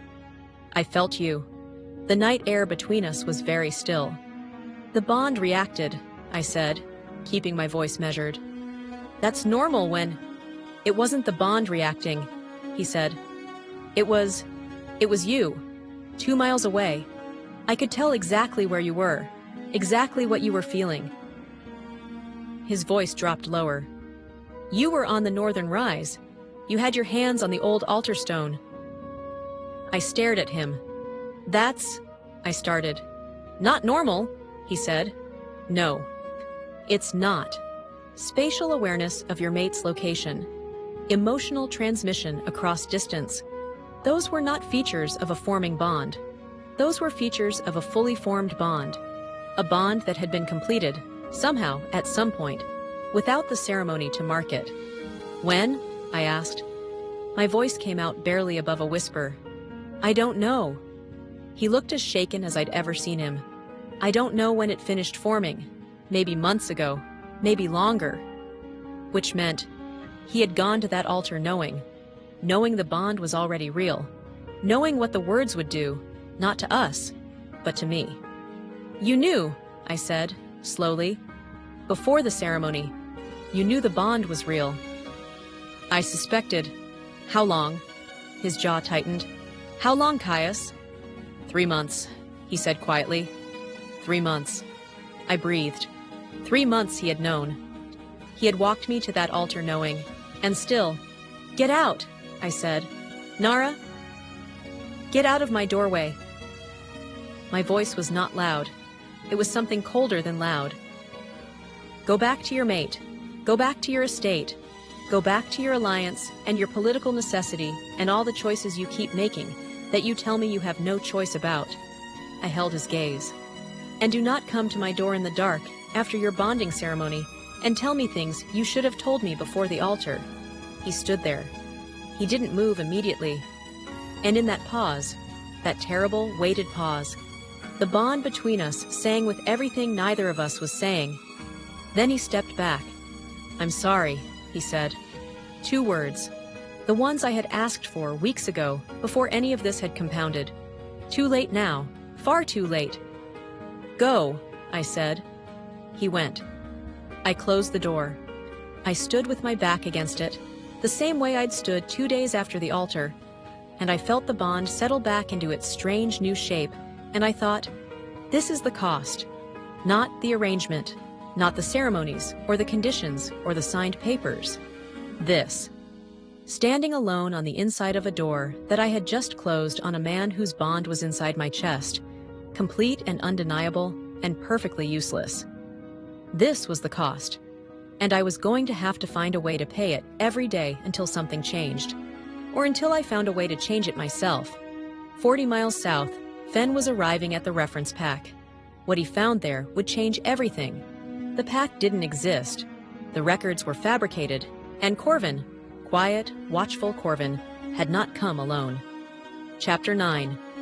Fenn came back in 18 hours. He should have taken 3 days. When a young wolf cuts a 3-day mission to 18 hours, one of 2 things has happened. Either the job was simple and finished fast, or the job revealed something so urgent that completion is irrelevant against the need to report. He came straight to me, not to Caius, not to Ren. To me. I opened my door and saw his face and felt my wolf sit up straight inside my chest. Come in, I said immediately. He came in. He sat. He was pale under his dark complexion, the particular pallor of a wolf who has been running hard and is still running on the inside. The reference pack doesn't exist, he said. The address is a decommissioned settlement, abandoned for 8 years. The pack that supposedly vouched for Corvin dissolved after the Dusk Syndicate absorbed them. He looked at me. Which means someone submitted forged intake documentation, someone with access to pack records. Inside Ironvale, I said. Yes. Someone who had records access 4 months ago when Corvin was processed. Yes. Who handles intake records? He opened his mouth. Closed it. Fenn. I kept my voice steady. Who handles intake records for the Ironvale pack? He looked at me with those distressed eyes. The pack administrator, he said quietly. I knew the pack administrator. I had known her for 6 years. Her name was Demi. The world did not break. That's what surprised me. When Fenn said it, when the implication landed, clean and devastating, like a stone through glass, I expected something dramatic. A collapse, a sound. There was nothing dramatic. There was just the quiet kitchen and Fenn's careful face, and the fire that had burned down to embers. And I sat with it the way you sit with something that is too large to immediately process. Not Demi, said a part of me. Who else had the access? Said another part. She told me about Corvin, said the first part. She's the one who flagged him. To control what we found, said the second. To make sure you went looking in a direction she could manage. I breathed. I thought. Have you told anyone else? I asked Fen. No. Good. Don't. I stood. Don't go back to your normal patrol. Take a rest day. You've been running. It's earned. Stay visible. Normal. What are you going to do? He asked. I thought about it. I thought about Demi. 6 years of mornings, of tea, of held shoulders and careful hands, and the way she had stood in the bridal chamber, adjusting my veil, and looked at me in the mirror with that expression I couldn't read. Something careful, like she was holding a word in her mouth. What word? Forgive me. Maybe, or maybe, I'm sorry for what's coming. I'm going to find out, I said, if I'm right before I act on it. I don't burn things down on suspicion. Fen nodded. He stood to leave. Fen, I said. Yes? You did well. I meant it. You ran 18 hours to tell me something you knew I didn't want to hear. That takes more courage than running toward an enemy. He looked at me. Something in his expression shifted. The particular shift of a young wolf who has been seen properly for the first time. He left. I put on my jacket. I went to see Demi. I didn't tell her what I knew. I'm not proud of this, or rather, I am, but the pride is cold. Operational. The kind of pride you take in the thing you did when the alternative was worse. I went to her cottage, and I sat at her table, and I talked about the bonding ceremony, how I'd felt on the hillside, how Sable had come, how I was managing. I made her tea, and I handed it to her, and I watched her hands. Demi has steady hands. She has always had steady hands. They were not quite steady today. A tremor. Small. The kind you'd never notice if you weren't looking for it. I was looking for it. Are you all right? I asked. Long week, she said. The records office has been slammed with the Varric convoy documentation. Of course. A pause. Did they all check out? The Varric wolves. Yes. Standard intake. She took a sip of tea. What about the new Southern recruits from last month? A pause. Fractional. Yes, she said. All clean. I know, I thought. I know you're lying. I can hear it in the space before you speak. But I didn't push, because I needed one more thing before I went to Chaos. I needed to know if Demi was the architect or the instrument. There's a difference. An architect chooses. An instrument is used. And the answer to that question would determine everything about what came next. You seem tired, I said gently. Are you sure you're okay? She looked at me, and for one terrible, illuminating moment, the mask slipped. Not guilt, fear, raw, animal. The look of someone who is in something they didn't fully understand when they got in, and now they are in too deep to see the surface. An instrument. Someone had gotten to her. Someone had found her pressure point and pressed. Demi? I said quietly. What did they threaten? She went very still. I don't. I know, I said, as gently as I could, as directly. I know. I'm not here to report you. I'm here because you are my friend, and you are clearly terrified, and I need you to tell me what they have over you so I can help. The silence stretched. Outside, a bird. Inside, the sound of something cracking open. My brother, she said. Her brother. He had left the pack 2 years ago. Gone rogue, everyone said. Demi never talked about it. I had respected the silence, never pushed. Now I understood. He hadn't gone rogue. He had been taken. The Syndicate had her brother. They had taken him from the eastern border 18 months ago, before Corvin arrived, before the infiltration, before any of it. They had held him and communicated with her through encrypted messages, and they had told her, do what we ask, keep our wolves clean, and he lives. She had processed Corvin's fabricated intake. She had certified 4 others, scouts and observers, all placed at strategic points around the Iron Veil territory. She had been trying to protect her brother, and destroying herself in the process. She was shaking by the time she finished telling me. The kind of shaking that comes when a secret you have been carrying for 18 months finally leaves your body.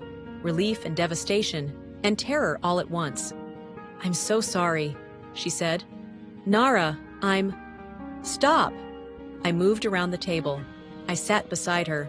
I put my arm around her, and I held her the way she had held me a dozen times. "Don't apologize yet. Save it for after we fix this." "You can't fix this." "Ah, if I'm discovered." "You came to me," I said. "That matters." "I didn't come to you. You came to me." Same result. I paused. "Demi, do they know you've been compromised? The pack, I mean. Has Corvin or any of his people signaled that you're their contact?" "Not that I know of." "Then you still have value to them, which means they won't burn you yet." I thought quickly. "We can use that. We can use you to feed them false information while we locate your brother." I held her gaze. "But I need to bring Caius in on this." She flinched. "Nara, I know what that means for you." I held her gaze steadily. "But the Varric convoy is here. The bonding is done. We have 4 Syndicate scouts inside Ironvale's walls and their army circling at the border. If we don't move now, with all the information, people die." I paused. "Not just your brother, everyone." She was quiet for a very long moment. Then she looked up at me. Her hands were steadier now. "Will you be there?" she asked. "When I tell him?" "Yes." "You promise?" "I promise." She breathed. "Okay," she said. We went to the estate together. Ren met us at the door. Caius had apparently been briefed that I was coming. The guard had passed word ahead.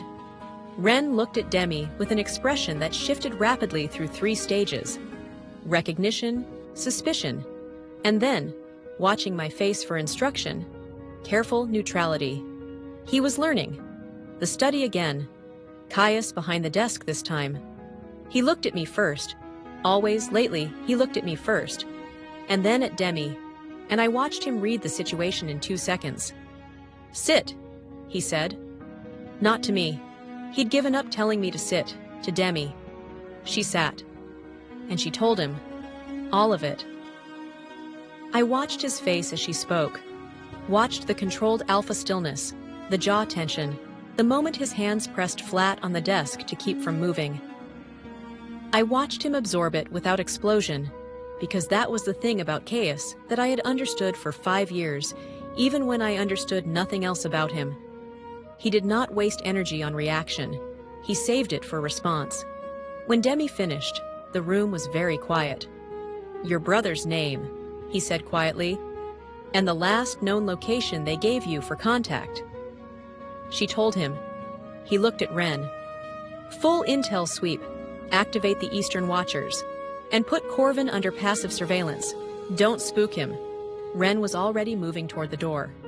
"And Ren," Caius said. Ren stopped. "Quietly. Nothing that reaches the Varric contingent." His voice was very level. "We handle this ourselves." Ren nodded. He left. Caius looked at Demi. "You should have come to me," he said. Quietly. Not with anger, with something more complicated. Regret, maybe. Or the acknowledgement of his own failure.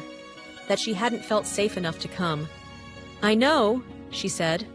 A pause. "You're not being sanctioned," he said. "You did something wrong for the right reason. That matters to me." He met her eyes. "We'll find your brother." Demi's breath caught. I watched her hold it together by willpower alone.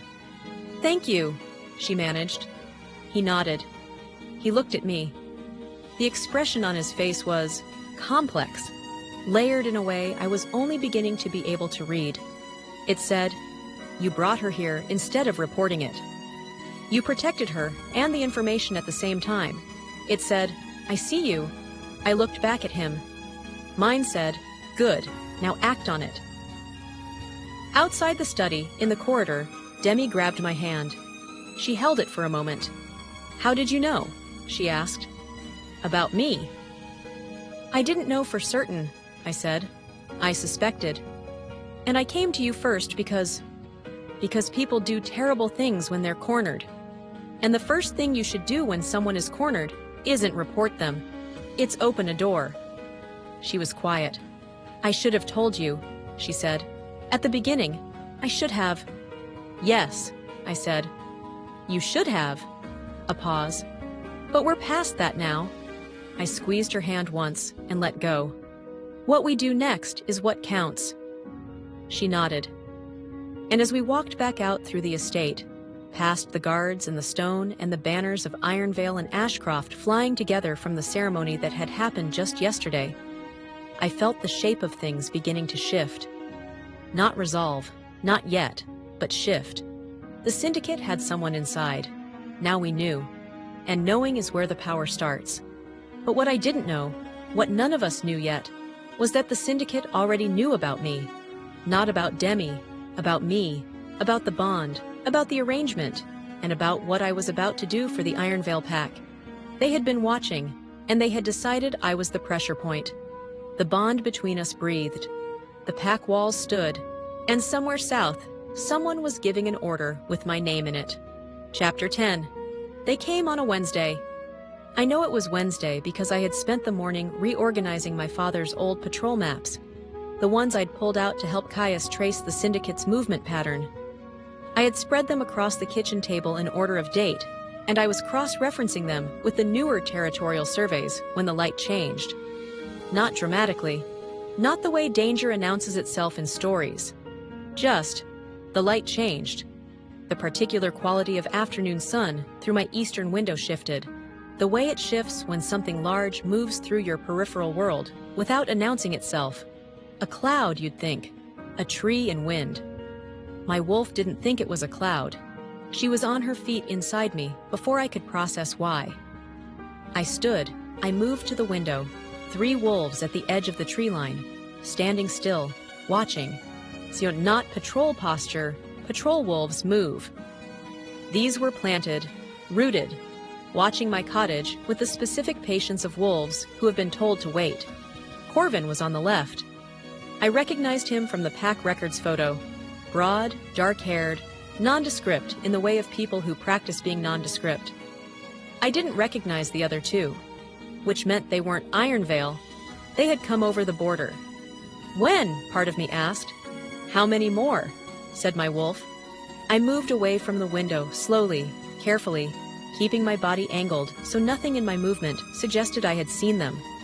I crossed to the fireplace, picked up the iron poker, set it back down, not because I couldn't use it, but because 3 wolves versus 1, in a space this confined, was not a fight I could win with an iron poker. I needed to reach Caius. I needed to reach Ren. I needed to do it without making it obvious that I was reaching anyone. My phone was on the kitchen table, next to the maps, next to the window.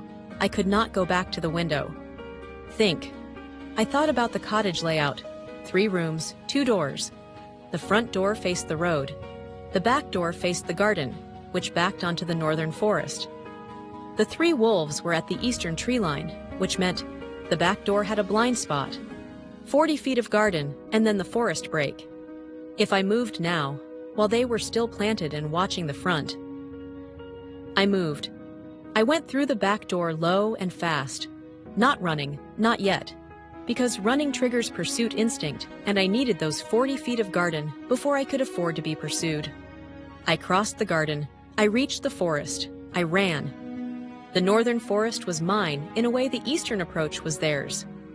I had run these paths since childhood, knew every root and hollow, and the particular way the ground dipped at the ridge before the rise toward the old altar. I ran hard, weaving, letting the trees close behind me. I heard them follow at 20 seconds. 20 seconds was enough. I pulled my phone as I ran. No signal in the deep northern forest, but at the ridge, at the altar stone, there was always partial signal. Not enough for a call, enough for a text. I ran.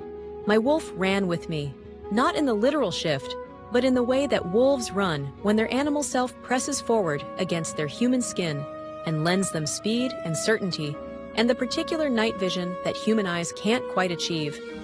The ridge, the altar stone. I pressed against it, breathing hard, and checked the signal. 1 bar. Barely. I typed fast.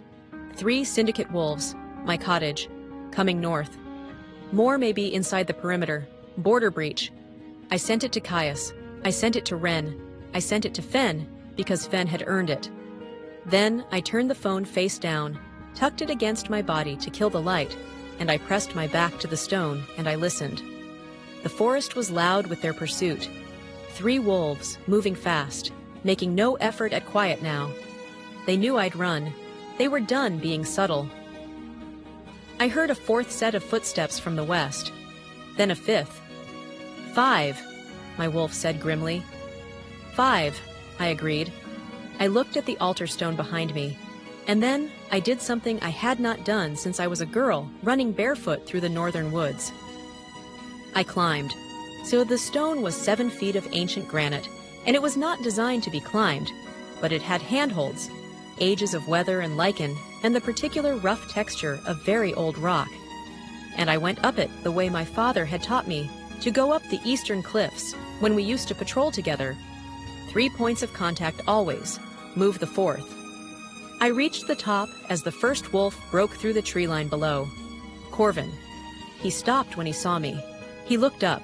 I looked down. You ran further than expected, he said, calm, conversational. I was motivated, I said. The others emerged behind him. 5 wolves total. 4 I didn't recognize. 1 Corvin. He looked up at me with an expression of professional patience. This was, I understood, a man who had been doing this a long time, who had dismantled other lives in other packs without particular drama. Come down, he said. No? Miss Voss, what do you want? My voice was steady. I was on top of an ancient altar stone in the northern forest, with no clear exit and 5 wolves below me, and my hands were steady. I was choosing to be proud of that. If you wanted me dead, I'd already be dead. You followed me rather than cutting me off. You're here to take me somewhere. A pause. Smart, he said. Not flattering. Assessing. What does the syndicate want with me? That's a conversation for someone above my rank. Then tell them to come have it. Or, he said, you come with us and have it there. I looked at the tree line. I looked at the 5 wolves. I looked at the sky, beginning to darken at the edges with early evening. And I felt, clear as a struck bell across every mile between us, Caius. Not his presence, not his scent, his wolf. Pressing through the bond like a hand pressed against glass. Urgent, urgent, urgent. And underneath it, a question that was not in words, but was perfectly legible. Where are you? I pressed back through the bond. An image. The altar stone, the ridge, the specific angle of the trees. Strange, I thought distantly. We were using it like a radio signal. His response came immediately. Not words. Coming. I looked down at Corvin. I'll come, I said. He looked slightly surprised. Willingly, I added, on one condition. You're not really in a position. I'll scream, I said, and I'm on the highest point in the Northern Territory.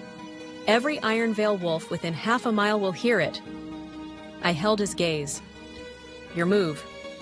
He was quiet for a moment. Condition, he said. I walk myself. No hands on me. I met his eyes. I cooperate fully if you honor that. I fight you every step if you don't. He looked at the others. A small nod. Fine, he said. I climbed down. They took me southeast, away from the estate, toward the border. We moved quickly, too quickly for me to leave a trail a casual observer would notice, but I was not thinking about casual observers. I was thinking about Caius moving through the bond like a current, and I pressed back through it with every landmark we passed.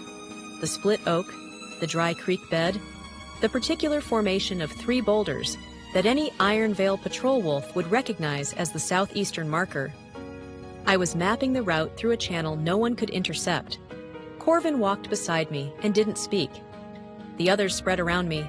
Escort formation, professional, efficient. How long have you been inside? I asked Corvin after 10 minutes. Long enough, Did you know about Demi before you arrived? A pause. Yes. She's not your asset anymore, I said. She told us everything. Something moved in his expression. Not surprise, calculation. Then you know what we want, he said. The Reveille clause, I said slowly, working it out as I spoke. An alpha heir from a live bond. If the syndicate has the heir... I stopped. The implications unfolded in my mind like a map. The heir to Ironvale, born of a live bond, was not just politically significant. In old Pack law, the same old law that held the Reveille clause, a living heir of a bonded alpha pair held claim to the Pack's allegiance. If the syndicate controlled the heir, they controlled the succession. They wouldn't need to fight for Ironvale. They'd inherit it. That's why you waited, I said, almost to myself. You let the arrangement move forward. You needed me to actually... You needed the bond to be real, and the arrangement to be active, and you needed... You talk a lot, Corvin said. I think a lot, I corrected. There's a difference. We reached the border marker, a carved stone post, Ironvale's sigil on one side, blank on the other. On the other side, 6 more wolves, and a man. Older, silver-haired, with the particular presence of someone who has led things. Armies, perhaps, or worse. He looked at me the way collectors look at acquisitions. Nara Voss, he said. I don't know your name, I said. Commander Thane. He said it like it should mean something. Dusk Syndicate. Eastern Command. Congratulations, I said. Something flickered in his expression. Amusement, maybe, or the memory of amusement. You're not afraid, he said. I am, I said honestly, but I'm not going to perform it for you. He looked at me for a long moment. The arrangement, he said. The Reveille clause. The heir. He spread his hands. A gesture of reasonableness, of a man making a fair offer. Complete it. Bear the child. And when the child is born, you sign over custodial claim to Dusk Syndicate governance. And if I refuse? Then the Alpha who has been moving through your northern forest for the past 12 minutes, tracking you through what appears to be a rather impressive mate bond. He smiled. Thin. Cold. Arrives to find you gone. And tomorrow morning, the Ironvale Alpha receives evidence that his brand new political alliance is built on a foundation his new mate's father deliberately compromised. He tilted his head. We have documents, Miss Voss. Things Varric would very much prefer Caius never saw. I looked at him. You're threatening the alliance, I said. I'm offering a choice. He said it pleasantly. The heir or the alliance? And without the alliance... He let the sentence end itself. Without the alliance, no Ashcroft army. Without the army, no protection. Without the protection, Ironvale. Gone.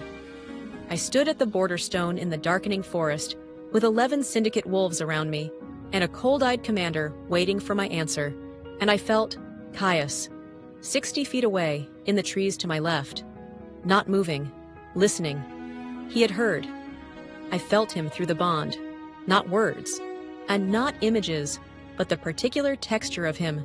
And he was not panicking. He was not charging. He was waiting for me. I need 24 hours, I said to Commander Thane. He raised an eyebrow. To decide, I said. This is not a small thing you're asking. You want an answer in the dark at a border stone? Give me 24 hours, and I'll give you a real one. He looked at me. He looked at the forest. He could not see Caius, but something in him, the instinct of a wolf who has survived a long time, made him look anyway. 24 hours, he said, and then we come to you, wherever you are. Fine, I said. He stepped back. They let me go. I walked back into the Ironvale trees, and Caius stepped out of the dark. We didn't speak for the first 30 seconds. He just looked at me, all of me, top to bottom. The assessment of a wolf checking someone I'm not hurt, I said. He breathed. I heard most of it, he said. I know. The heir claim, the alliance documents, His jaw was tight. Varek. We deal with that later. I held his gaze. Right now, I need to know if the documents are real. Do you trust Celestine? A pause. More than I expected to, he said carefully. Ask her tonight. Does her father have anything that could compromise your alliance? I paused. And ask her why she warned me about the addendum, because I don't think it was purely fairness. Something moved in his expression. You think she's been watching her father, too. I think Celestine Varek has been managing her father for a very long time, I said. And I think she came to this pack partly to get out from under him. He was quiet. The forest was quiet. We were standing very close, closer than we had stood in weeks, outside the careful geometry of the cottage fireplace. The bond breathed between us. You're amazing, he said, very quietly. I looked at him. Don't, I said. I'm not. You don't get to say that right now. My voice was steady and certain. Not after everything, not in the middle of a crisis. Say it when there's nothing at stake, and no reason to say it except that it's true. I met his eyes. Then I'll believe it. He looked at me for a long, complicated moment. Then he nodded. Let's go, I said. We have 24 hours. The border behind us, the bond between us, the future ahead, dangerous and unwritten. And for the first time, we walked toward it together. Chapter 11. We worked through the night. All of us, Caius, Ren, Celestine, Nandemi, Fen, and me, gathered in the war room around the long table, the tactical screen casting blue light across every face. Nobody had suggested leaving. Nobody had suggested sleep.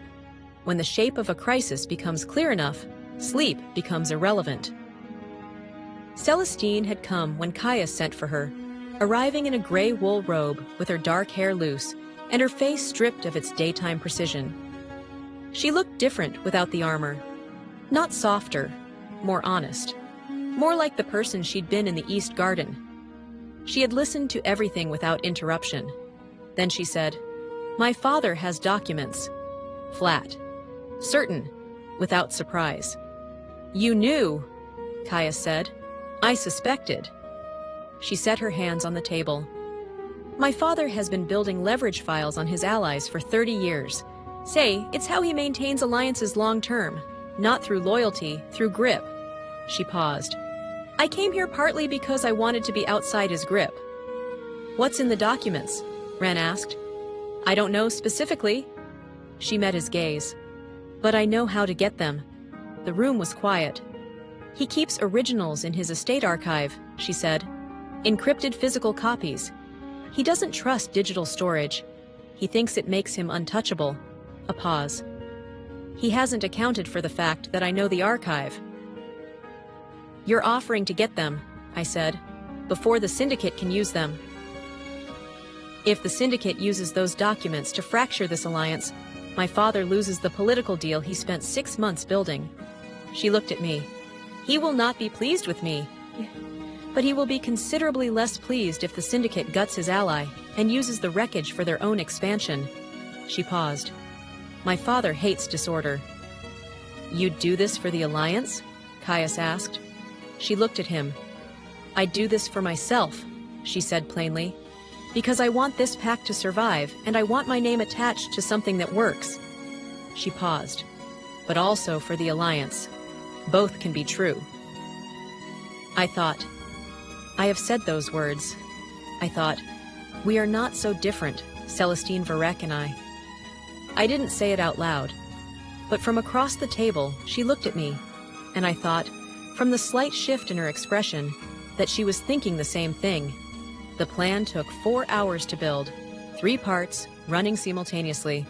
Part 1, Celestine contacts her father, and not with accusations, with a manufactured crisis requiring his immediate attention at Ashcroft, a pretext designed to pull him away from his archive long enough for his estate staff that Celestine had cultivated quietly for years, to retrieve the documents in question. Part 2, Demi feeds Corvin, who is still, as far as the syndicate knows, their uncompromised asset, a carefully constructed piece of false information, a fabricated timeline, false details about the arrangement's progress, designed to make the syndicate believe they have more time than they do. And part three was mine.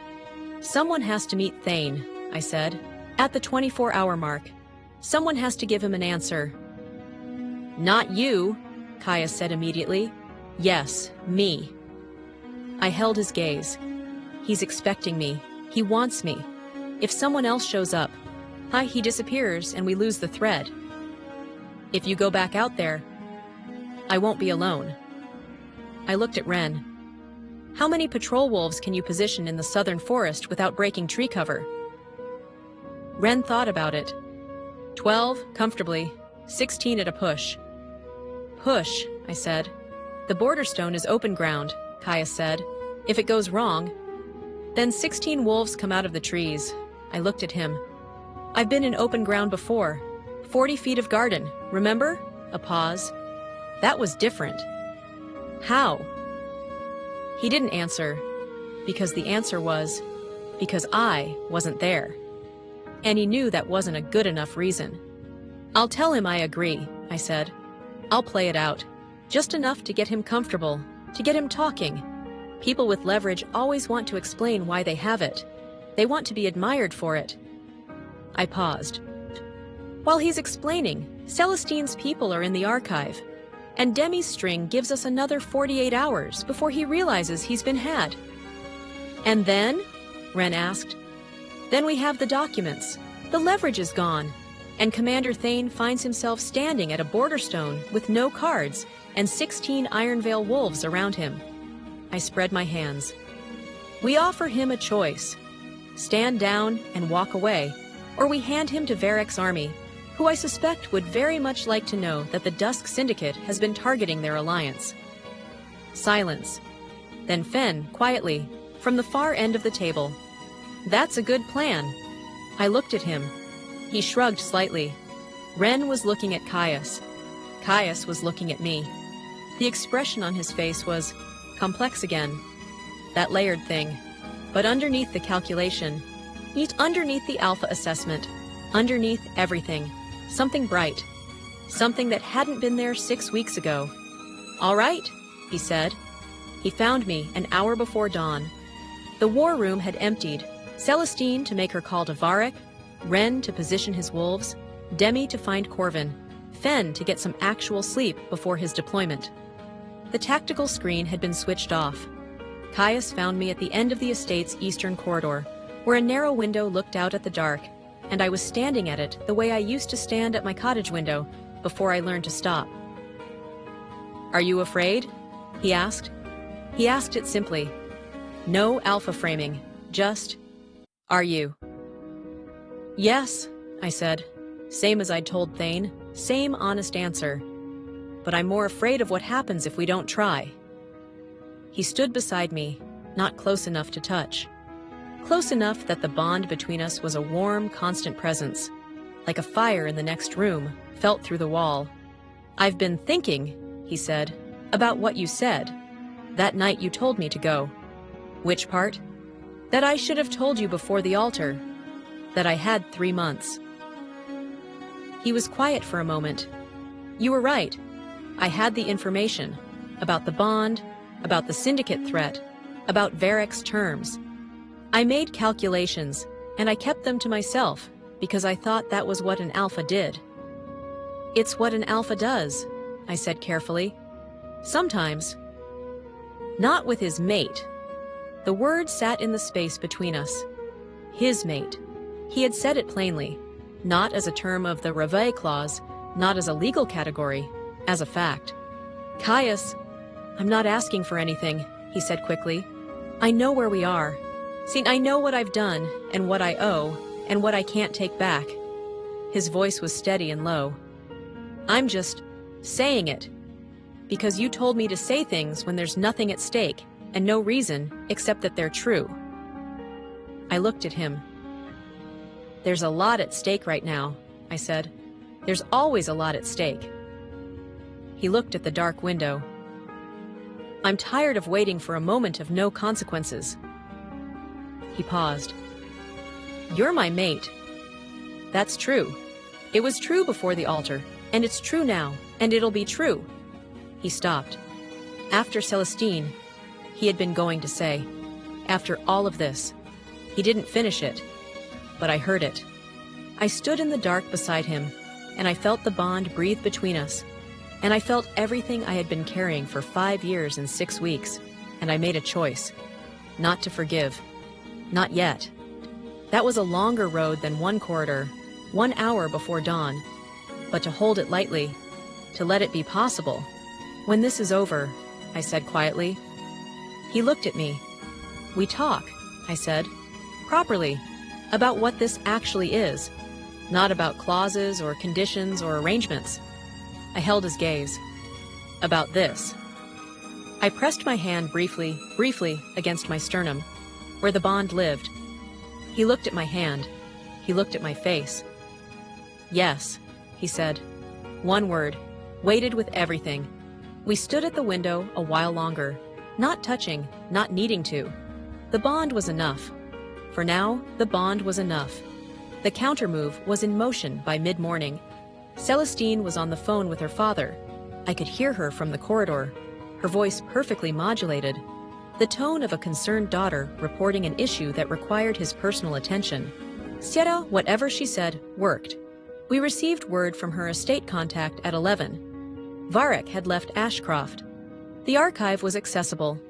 Demi had found Corvin at the training grounds and delivered the false timeline with the particular steady calm of a woman who has been lying under pressure for 18 months and has, finally, chosen which side she's lying for.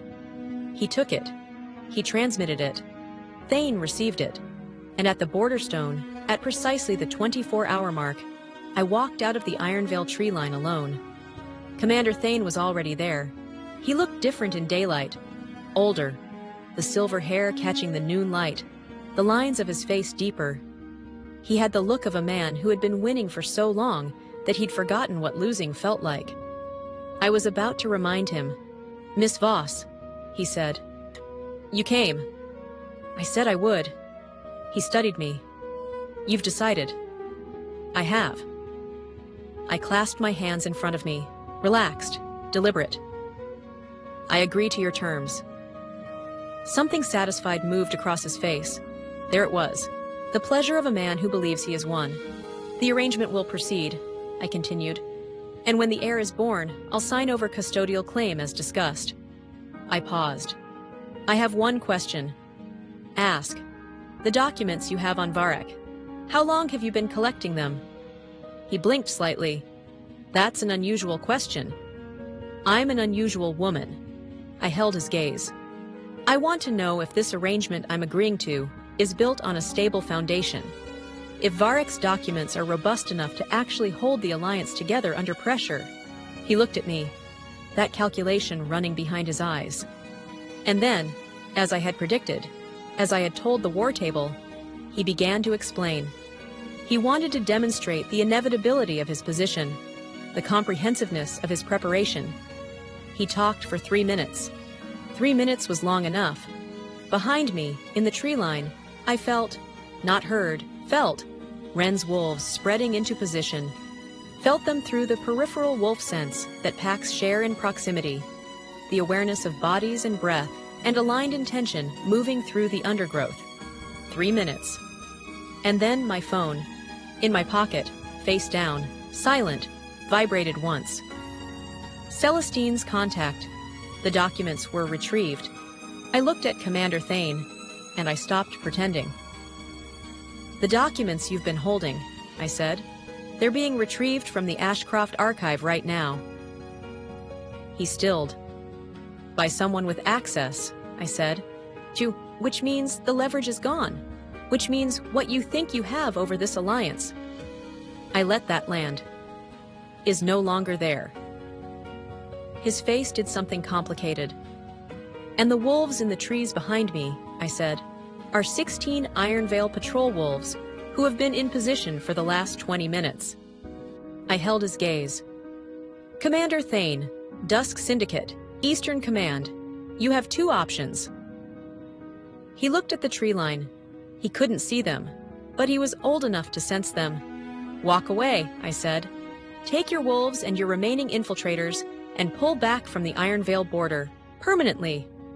I paused. Or I stepped to the side, and Ren comes out of the trees. You're bluffing, he said. I'm really not, I said. A long, weighted silence. The trees were very still. Thane looked at me, looked at the trees, looked at me again. And I watched it happen. The moment a man recalculates. The moment he runs the numbers and finds they no longer add up the way he expected. This isn't over, he said. It never is, I agreed. But today, it's over. Today, you walk. He was very still for one final moment. Then he turned, and he walked. I watched until he was gone. Then I exhaled, slowly, fully, and I pressed my hand to my chest, where the bond lived, and I sent through it the simplest possible message. Done. His response came back in a heartbeat. Coming to you? I almost smiled. The border stone stood behind me. The trees opened ahead, and somewhere in the space between what we had been and what we were becoming, something old and quiet finally exhaled. Chapter 12. He came out of the trees on the left. Not from the direction I expected, not from the main patrol line, but from the western approach, alone, having moved through the forest parallel to the confrontation, close enough to come if needed, far enough to let me handle it. He understood, I realized. He had always had the instinct, somewhere under the alpha certainty. He just hadn't trusted it. He stopped when he reached me. We were at the border stone, in the noon light, with the Iron Veil forest behind us, and the open ground of the frontier ahead, and the wind was cold and smelled of pine, and the particular cleanness of a crisis that had just passed. He looked at me. I looked at him. You heard all of it? I asked. Yes. And you stayed back. You didn't need me to come in. I didn't, I agreed. But I noticed that you knew that. Something moved in his expression. Quiet. Like recognition. We walked back into the forest together, not touching, not speaking much, but together, with the bond breathing between us, like something that had been frightened and was now, slowly, setting its feet back down. The pack gathered that evening. Not at the Great Hall. Caius had chosen the outdoor circle, the old gathering space where wolves met before the stone halls existed. An open ring of packed earth surrounded by torches, the sky above it wide and beginning to dark. He told them, everything, not the arrangement. That was private, that was mine. And he honored that without being asked. But the Syndicate infiltration, Corvin and the planted wolves, the Dusk Syndicate's border reconnaissance, and the confrontation at the border stone, the retrieved documents. The pack listened. And pack assemblies have their own emotional weather. You can feel it shift. Surprise, then fear, then the particular focusing that comes when wolves understand that the threat was real and was handled. Then Caius did something I did not expect. He said my name. Nara Voss identified the infiltration pattern, he said. She flagged it. She traced it. She managed the intelligence carefully enough to protect a compromised source while keeping the thread intact. He paused. She stood at the border stone alone, and she sent Thane walking. The pack was very quiet. Then someone at the back began to strike their palm against their thigh, the wolf equivalent of applause, low and rhythmic, and spreading outward through the assembly like a wave. I stood at the edge of the circle. I had not expected to be here for this. I had wandered toward it from the eastern path and stopped at the tree line, and I was close enough to hear, but not so close as to presume. But the sound of those hands, spreading, deepening, becoming the whole assembly, reached me anyway. And I felt something I had not felt in a very long time. Belonging. Not to him. Not to the arrangement or the bond or any of the complicated architecture of the last 6 weeks. To the pack. My pack. I pressed my hand to my mouth briefly, breathed, lowered it, held my spine straight. And the assembly continued. Celestine found me afterward. She came to my cottage, the first time she had come to me, in my space, rather than meeting in neutral territory. She knocked properly, 3 beats, and waited. I opened the door. She held up a bottle. "Mountain wine," she said. "From home." A pause. I thought we could talk, properly." I stepped back. She came in. We sat across the fireplace, my chair, my father's chair, and drank mountain wine that was dry and sharp and tasted of pine altitude, and we talked for 2 hours. Not about Caius. Not directly. About her father, the way she had grown up in his shadow, managing his alliances, learning his methods, becoming so fluent in his language that she had nearly become him before she caught herself. About my father, the patrol wolf, the man who read movement patterns and came home smelling of forest and taught his daughter to listen before she spoke. About what it meant to want something of your own. "I won't hold him to me," she said after a while. I looked at her. "Caius." She turned her cup in her hands. "I know what the bond is. I felt the edges of it from the first day." She paused. "A bonding ceremony can be. It can be many things. It can be political. It can be real." She met my eyes.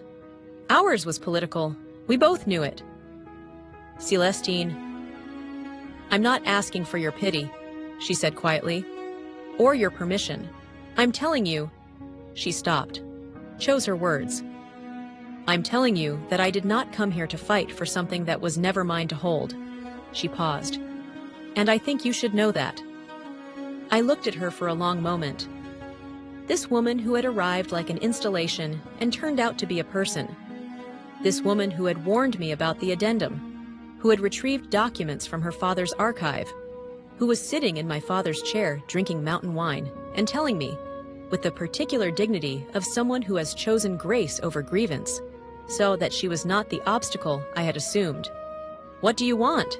I asked. "After all of this, for yourself." She was quiet for a moment, then the smallest, most genuine smile I had seen from her. "To build something," she said. "Here, on my own terms." She glanced around the cottage. Perhaps something a little larger than this. Despite everything, despite every jagged, complicated edge of the last 6 weeks, I laughed, small, real. She looked surprised. Then she laughed too. And for a while, the cottage was full of the laughter of 2 women who had been placed in an impossible situation and had decided, each in their own way, to survive it with their dignity intact. He came at midnight. Of course he did. I had been expecting it. Not with hope, I told myself. Just with the practical acknowledgement that the bond does not keep business hours, and neither did Caius Blackmore. I opened the door before he knocked. He stood in the dark. He looked at me. "She told me you talked," he said. "Celestine." Not a question. "She told me—" He stopped. "She released me." The words sat between us. I felt the bond. Steady now, not straining, not compensating, just present. The way a heartbeat is present. "She released me from the bonding terms," he said. "The political structure holds. The alliance holds. Varric gets his connection to Ironvale and his grandchildren's future if he behaves. But the personal claim," he paused. "She released it. That was generous," I said. "It was honest," he said. "There's a difference." "I know the difference." He was quiet. "Nara," he said. "You said we'd talk," I said. "When it was over." "It's over." "Is it?" He held my gaze. "The syndicate has pulled back. Corvin is in custody. The documents are secure. Demi's brother is—" He stopped. "Ren has a team moving on the location she gave us. We expect to have him by morning." My chest tightened. "She doesn't know yet," I said. "No, I wanted to tell you first," I breathed. "Okay," I said. "Okay," he agreed. We stood in the doorway. That was becoming our place. Doorways. The threshold between inside and out. Between one thing and the next. "Come in," I said. He came in. The fire was burning. I sat in my chair. He sat in my father's chair, and we talked. Not about the bond, not first. First we talked about everything else. Demi, the syndicate, Fenn's deployment, the eastern border strategy, the thing I'd noticed about the patrol maps that might give them a 6-hour advantage if the syndicate tried a second approach. He listened the way he had learned to listen, like what I said was something worth holding. Then, when the fire had burned low, when the night was deep, and the cottage was warm, and the silence between us had shifted from operational to something quieter and more personal, he said, "Tell me what you need." I looked at him. "Not what the arrangement requires," he said. "Not what the bond demands. Not what the pack needs, or the alliance needs, or any of it." His voice was low and direct, and more honest than I had ever heard him. "What do you need, Nara?" "From me. To begin." The question sat in the room. I turned it over.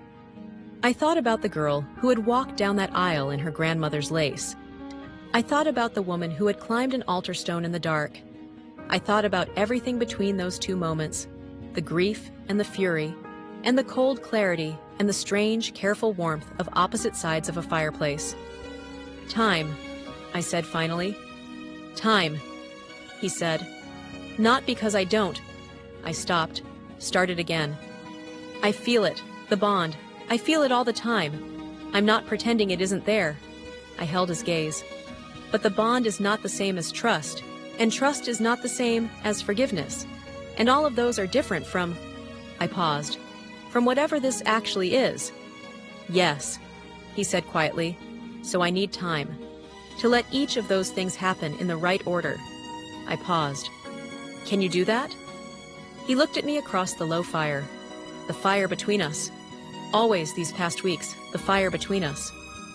"Yes," he said. One word. Yours, and I believed it. Not because I was certain he would succeed, but because he said it without hesitation, without calculation, without the alpha framing he used for everything else. He said it like a man making a promise to himself as much as to me. "Then start there," I said. He nodded. He sat back in the chair. He stayed. We did not talk any more that night.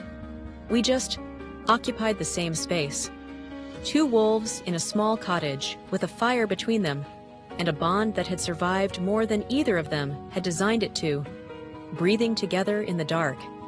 And it was not resolved, and it was not healed, but it was, for the first time in 6 weeks, beginning. And sometimes beginning is everything. The fire burned, the bond breathed.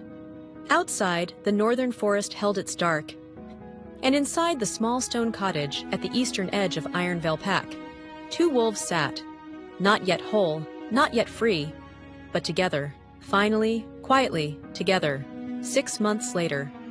The northern forest smells different in late summer, less pine-sharp, warmer, the underscent of earth and green things that have been growing all season, full and unhurried, the way living things grow when they're not being interrupted. I walk the eastern path every morning now, not to the estate, though I know the path there too. I know every stone of it. I have walked it so many times in so many conditions that my feet know it in the dark. But this walk, this particular morning walk, goes north, to the old altar stone, to the rise. I like the rise in late summer. You can see the whole valley from it. And this morning, standing on the rise, I press my palms to the altar stone, cool even in summer, always cool, and I look at what the valley holds. Ironvale, my pack, whole and still standing. Demi's brother came home. He came home 5 months ago, thin and shaken and grateful in the way of people who have spent a long time not being sure they would be, and Demi held him in the middle of the pack road for a very long time. I watched from a distance. I gave them that. She found me later, and she didn't say much. She didn't need to. Celestine is building.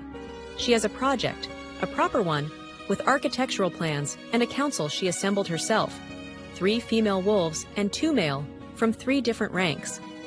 She is establishing Ironvale's first formal trade network with the southern human settlements. She came to show me the plans last month. I made tea. She spreads documents on my kitchen table like she owns the surface. I have decided I don't mind. Fen is in formal training for Beta Track, Ren's recommendation. He came to tell me with an expression of such careful composure that I could tell he'd been practicing, not showing how much it meant. "Congratulations," I said.